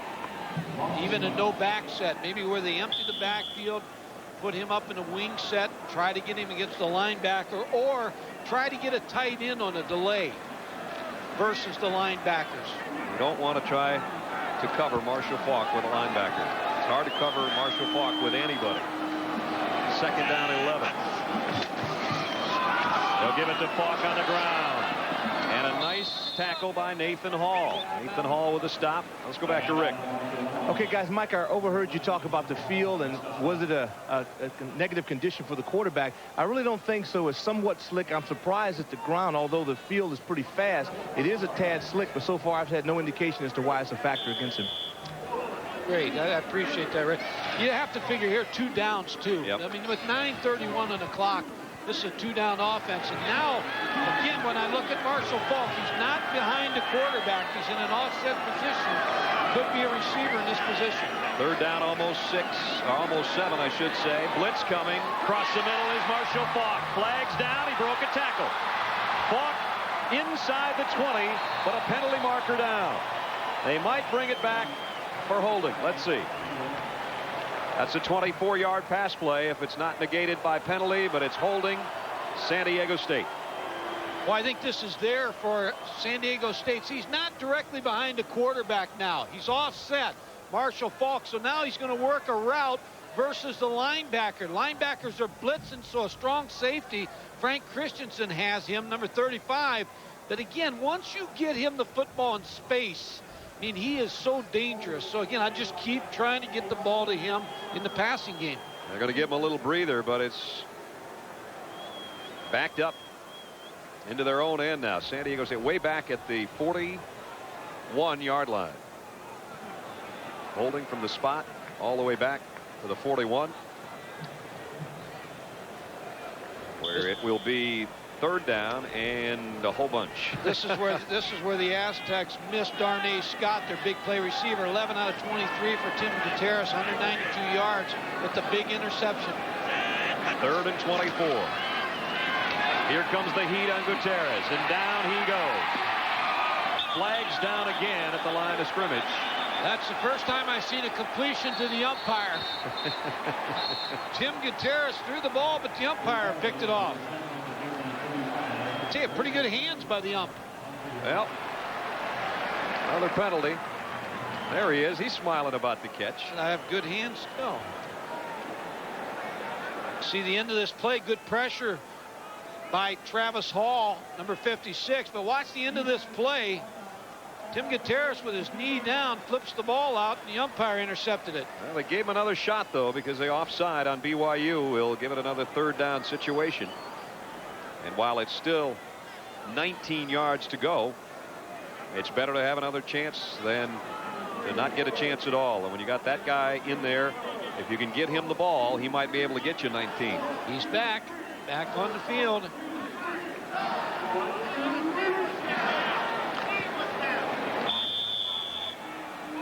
Even anything to get it across the 50, it might be 2-down territory. Got to throw the ball deep on this play. This has to be a deep throw for Tim Gutierrez. Play action. He rolls and fires it long. Outshot everybody. DeMooney back there, incomplete. He almost had a second interception of the night. Went right through Jack DeMooney's hands. Had a chance for another interception. Tried to go deep to Keith Williams. Tail into the play. Number 3, Jack DeMooney, with a chance for an interception. Just couldn't get to the football. Have you ever seen a bigger holding call in a while? That holding call changed the whole complexion of this offensive possession for San Diego State. Now they'll kick.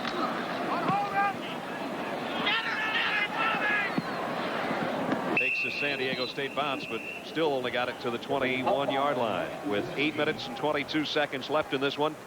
And BYU on top, 45-31. On top for us, the Goodyear Blimp. Over 100,000 miles logged every year covering major sporting events. And Nick Nicolari and the gang up there bringing us great shots above Jack Murphy Stadium. Hope you're staying dry, guys. Thanks for the pictures from high atop the skies of San Diego, California. And the hometown team down a couple of touchdowns. Hall, the fullback, 2 or 3. BYU finds itself in a position where they just want to eat clock instead of throwing the ball. What Lavelle Edwards would like here is to run some clock, but I still believe they have to throw the ball. That's their offense. They'll try to run the football, but their underneath passing game has been tough for San Diego to stop all night. Lavelle's wife, Patty, votes for Scripps Howard in the top 25 every week. And I asked Lavelle, I said, who did she vote number 1? And he said, I believe Florida State. Most people have had them there, huh? Well, they get their shot, number 1 and number 2 Saturday. Second down and 7. Kalen Hall into the secondary. And into San Diego State territory to the 26-yard line. He had the big game a year ago with 143 yards, and he just ripped off a 50-yarder. And that is a big blow to the Aztec defense. It's going to be a draw trap, but watch this block by Hima Hemuli, number 15. He makes the key block on the draw trap, which is able to spring Kalen Hall into the secondary and change his field position all around. But a big block on the draw trap by Hima Hemuli. Season-long run for BYU, 50-yarder.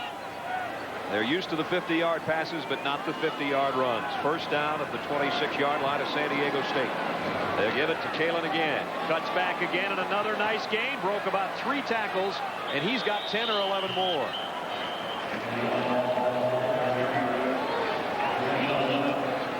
Kalen Hall had a 67-yard run last year against San Diego State. A 50-yarder tonight, now 10 more. And another first down. 80 yards for Kalen tonight. He got married in the offseason. Married his wife, Holly, is a BYU gymnast. So that's a pretty athletic family, I guess, huh? First and 10. Brigham Young's Cougars at the Aztecs' 15-yard line with now just 6:40 left in the ball game. Hall, 6 or 7 more before Terrell Steen brings him down. Greg Croshaw is the head coach at Dixie Junior College, and I'm sure he's watching tonight, because when you're a junior college coach, you like for your players to go on to the 4-year school, succeed, and coaches continue to go to Greg Croshaw at Dixie Junior College for players. And Kalen Hall has had a big night as the Aztec has not given up. He's still got the spirit, but you've got to wonder if it's running out over there on the sideline with 6 minutes left, trailing by 14. They need a turnover desperately. They're going to maybe think about a blitz here. They will. Hall ends up in the middle of it. Tregus Thompson and Scott Blade on the double blitz, and made a Kalen Hall sandwich out of it in the backfield. Let's go down to Rick Walker. Rick. Hey, Brad, you guys a pretty good point about the mascot. Unfortunately, they can't suit him up because he's got more life in him right now than anybody on the San Diego State sideline. These guys, you can stick a fork in them. You can tell when a football team is demoralized and doesn't feel it can come back. The guys in the black have that feeling. I think if you put the Aztec in the field, though, I don't think he changed his attitude. Yeah, I think his attitude would change quickly as he's being blocked. 3rd down at 6. Let's see if BYU goes to what they do best. Nope, they'll keep it on the ground. And they stop Hamuli short of the 1st down. But the kicking unit will come on to try to make this a 17-point game. And that means 3 scores by San Diego State. So Lavelle Edwards, Norm Chow setting up the field goal, but there's a little delay now on whether they're going to go for the field goal or go for the 1st down. Yeah, here comes Joe Herrick finally. I wouldn't think there'd be much of a decision here, although Joe Herrick missed a field goal, so that may have and an a extra question. point. Well, that was a bad hold on the extra point, but he pushed one to the right earlier in the game, a makeable field goal. They might give him a little better angle here if Walsh doesn't get off the field. Finally does. And I think the clock's going to run out on him. There was some confusion. John Walsh, the quarterback's on the sideline, saying, hey, what are we doing? Delay a Going for a game kick. on the offense. But Joe Herrick, the kicker, made a wise choice to call timeout, not force the kick. 5 yards shouldn't make much of a big difference for him. Somebody forgot to tell John Walsh that they were going for the field goal. Exactly. The guy that's thrown 5 touchdown passes tonight said, hey, you know, somebody should have told me. I want to go for 7. 5 touchdown night for John Walsh. Just like a year ago. His numbers very similar tonight. So Herrick now will find himself a dry spot, if there is such a thing on the field, and try a 28-yard field goal. Made from 34, missed from 36. His 28-yarder would pretty much ice the ball game, but he missed it to the left. San Diego State, maybe now they've got a little bit more life on that sideline. They'll take over. I think Joe Herrick was questioning the hold on this play. Let's take a look at it. Tim Nowatzki, ball's down, tilted a little bit. I think it's a pretty good hold. Darrell Lewis up high to try to defend. I think a pretty good hold. He just... I think that's like missing a 4-foot putt and then throwing your putter against a tree. And they're having a nice conversation there, hoping that they get another shot to work on their hold and kick. San Diego State, Marshall Faulk in motion from their backfield. They might want to try to get it to him. They're going to go deep instead. Nyberg broken up. Penalty marker will have interference on Vic Tarleton. Back judge looked like a fast pitch softball player on that delivery on the flag. He got a wind up into it, didn't he? So that's going to make the line of scrimmage around the 35-yard line. Pass interference against the defense. 15 yards from the previous spot. Automatic 1st down. Vic Tarleton, number 10, versus Jake Nyberg, number 80, and I believe it is. He's got his hands on his back. Good call. Good call on the interference. First College down. football, the defense benefits from that because it's not penalty, a spot not a foul. spot. 15-yard walk-off, though, and it moves it up to the 35-yard line for San Diego State. 4:28 left. They're down by 2 touchdowns.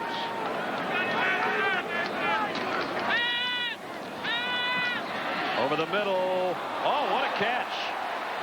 At the 47-yard line, falling down and putting a hand out there, and it sort of stuck for Will Tate. 12-yard pickup. They'll move the sticks. Momentarily stops the clock. What a catch by Will Tate, 83.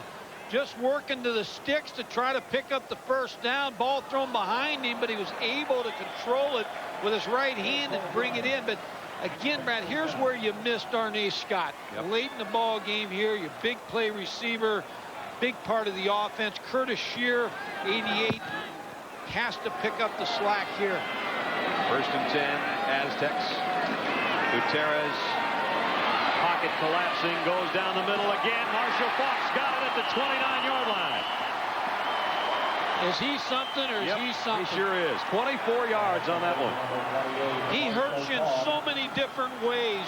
As you see, Darnay Scott can't play tonight. First of all, Tim Gutierrez with a pretty good job under pressure. For 97, Randy Brock forces the play. Now, Marshall Faulk involved in the pass pattern down the middle of the field, working against Frank Christensen, number 35. Excellent catch. He's got 285 yards of total offense. Gutierrez throws. Touchdown, Keith Williams.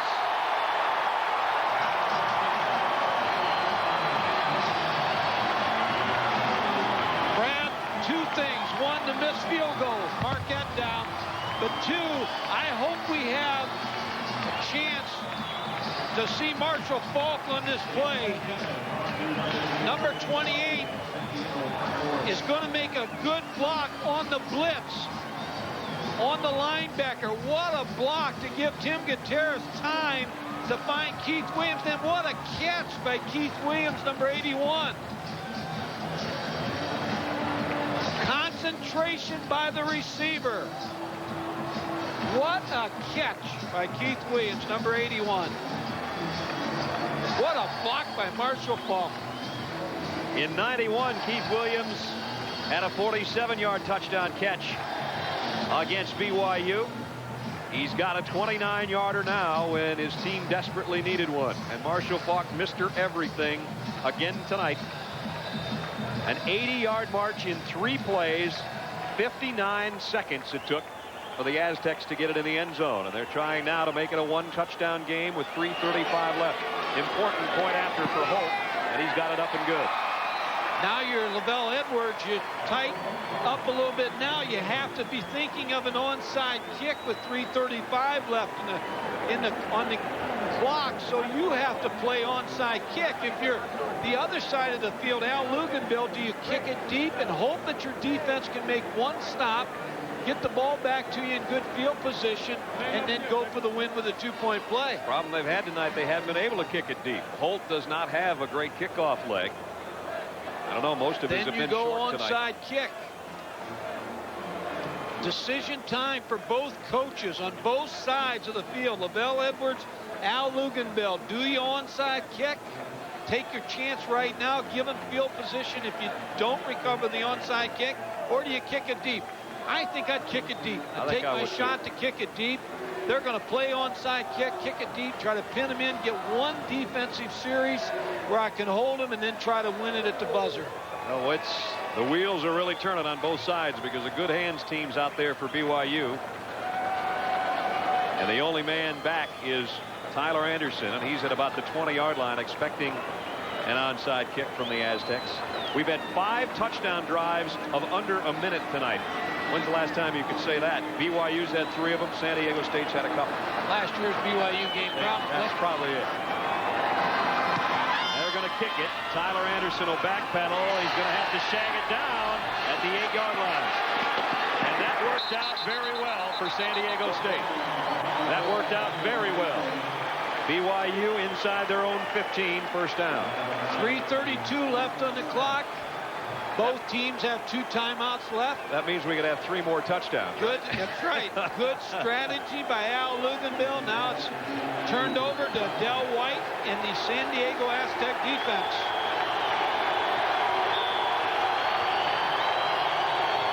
The fans that didn't leave when their team was down by 14 are on their feet.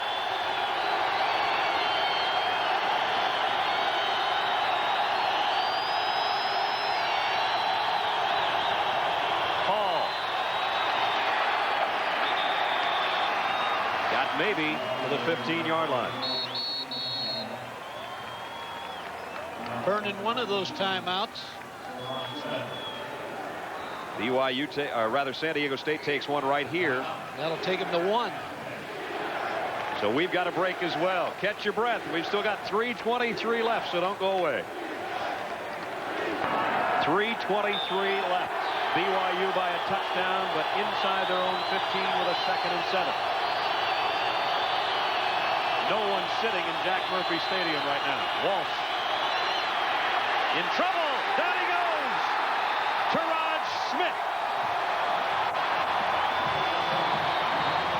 was a good decision by John Walsh not to throw the football. There was no one open. San Diego State using their last timeout. John Walsh on the play fake. Taraj Smith, number 98, wasn't buying any fake. Makes the sack. John Walsh did not go toward the out-of-bounds marker. 3:12 on the clock, and now San Diego State has used their last timeout. San Diego State is out of timeout. Game's decided in the last 2 minutes. Here's how they have done. BYU beat New Mexico and Hawaii, but lost to Fresno State and Utah State. San Diego State beat Air Force and New Mexico, but lost to Utah. Both those losses were 11 days ago. These teams have had 11 days to get ready and try to erase the losses to Utah and Utah State. And boy, they have come out and put on the kind of show we expected tonight. Brad, I think if I was Norm Chow right now, I would roll out John Walsh off of the shotgun, try to roll him to the left side, and try to make the throw on this thing. I don't think you can run the football here on this play. Now, they may run it, pick up a first down, be in great shape, but I think they're going to have to throw the football, and they're going to have to make a decision right here because you can sit on it and, of course, get under 2 minutes, but I think BYU will throw the football and try to pick up this first down.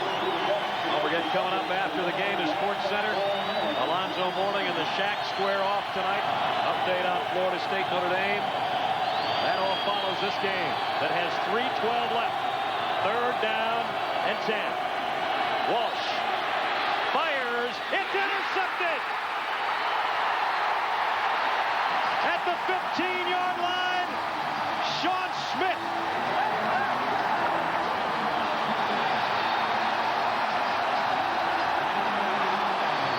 John Walsh never got enough speed and velocity on this football, but I still feel like it was a good call by BYU. They had to throw the football to try to pick up the first down. But John Walsh did not get enough on this ball. He's looking over the middle. Now he comes off. Didn't get enough on the ball. Ball was played well by Sean Smith, number 99.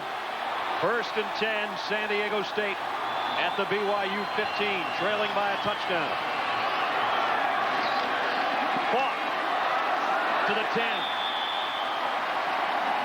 We talked about Florida State and Notre Dame being a big game.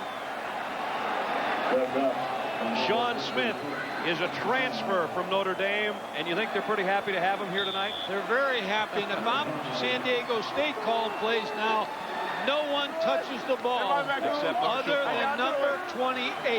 Only guy that's going to get his hands on that football. And quite frankly, you probably want to use about 2.5 minutes to get a touchdown. And then the big decision would come. Faulk to the 6-yard line. San Diego State out of timeouts. Plenty of time here. But remember what we talked about earlier in the game. Both coaches basically told us yesterday, whoever has the ball last will probably win the game. Well, there's still 2:17 on the clock. That's what I mean. You don't really want to give it back to BYU. You'd love to score and either play for the win or take the 45-45 draw. We'll find out. 2 minutes, 5 seconds left. You think number 28 is going to get the football here? I'd sure give it to him. Here he comes. 1st and goal. Aztecs. Good adjustment by San Diego State again, bringing the tight end in to be the lead blocker for Marshall Faulk, number 89, Zach Smith. I'd continue to run Marshall Faulk. 1:54 on the clock.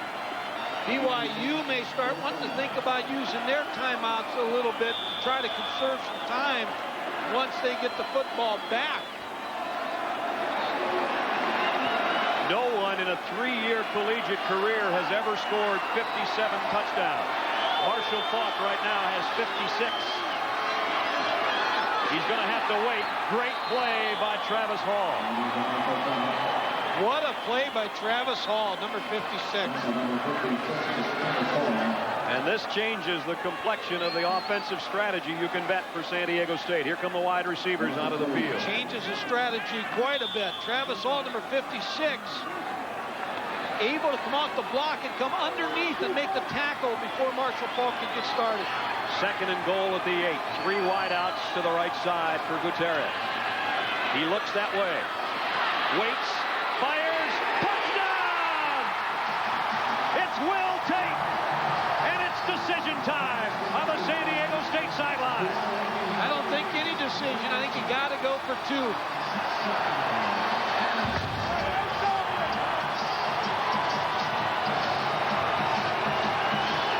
Ken Smith, the defensive coordinator, and comes down to the 2-point play.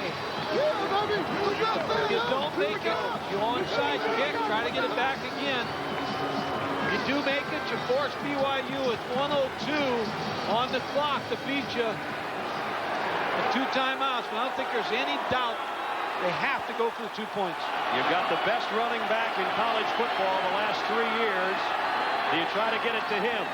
Gutierrez in trouble. Dropped the ball. Picked it up, and he's dumped. And San Diego State does not get in. DeMooney and Hall combined to stop Gutierrez. They tried to get the ball to Marshall Faulk, brought him out of the backfield, and he was open, but Tim Gutierrez just dropped the football. Now you will see the onside kick. Still time enough, 1:02 on the clock, but it comes down the onside kick. If you're asking yourself, why did Coach Luganville not go for a tie, a 45-45 tie, we'll talk about that after we look at this. Good route by Will Tate, number 83. Again, a rub off where he was able to get open. Now the 2-point conversion. They're trying to go to Marshall Faulk out of the backfield. Pressure again by Randy Brock, number 97. Tim Gutierrez just dropped the football. To get back to the tie situation, it was not San Diego State's fault 2 years ago because it was Ty Detmer who led BYU back to a 52-52 tie. That tie in the standings cost San Diego State the trip to the Holiday Bowl. With that in mind, knowing that a tie in this situation would not really help them, it's almost like a loss in the conference standings as they wind down the final 3 weeks. Al Luganville says, let's go, boys, let's go for it. And they come up short, but still 1:02 left. Interesting on this kick, and this onside kick. Looks like they're going to have kickers in both directions. So as they approach this football, not to tip off to BYU what direction this ball is going to go. We've seen it all, and now we'll see 2 kickers. Kazicki and Holt have made a triangle around the football. Who's going to kick and which way is it going to go? It goes to the left. A pretty good kick. Loose ball. Johnson saying BYU has it. Obviously, he's going to say that. And a mad pileup.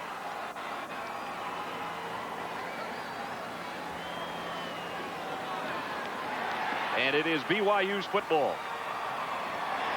And on the bottom of the pile, Travis Hall, who's had quite a night on defense. Travis Hall's done it all tonight. You see both kickers approaching the football. The onside kick, what you want is the hop. Travis Hall, number 56, ball hits him, but he's able to go down and cover it.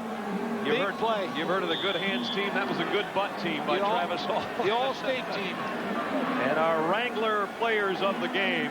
And this has been a tremendous game. Here's our players of the game. 417 yards and 5 touchdowns for John Walsh. And I don't think there's any doubt on the other side who it's going to be, who put on a brilliant performance for San Diego State. Their All-American running back, Marshall Faulk. 252 on the ground, a couple of touchdowns, but his team's going to come up 1 point shy tonight. Travis Hall may have been able to come back and play tonight, has helped this BYU football team, and he'll never have a bigger recovery on an onside kick than he did on the last one. That is for sure. San Diego State jumping offside with 29 seconds left. Well, this one's been everything we expected and then some. We've got 89 points. 2 teams that for almost 4 hours have given us all the fireworks we expected. 2 excellent game plans by the coaching staffs Al Luganville going for the win. I mean, we've had everything here tonight. Including 2 kickers at once.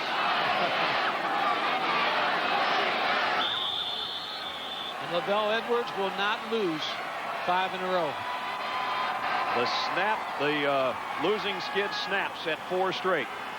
And BYU maybe on their way to another WAC title. Wyoming will have something to say about that.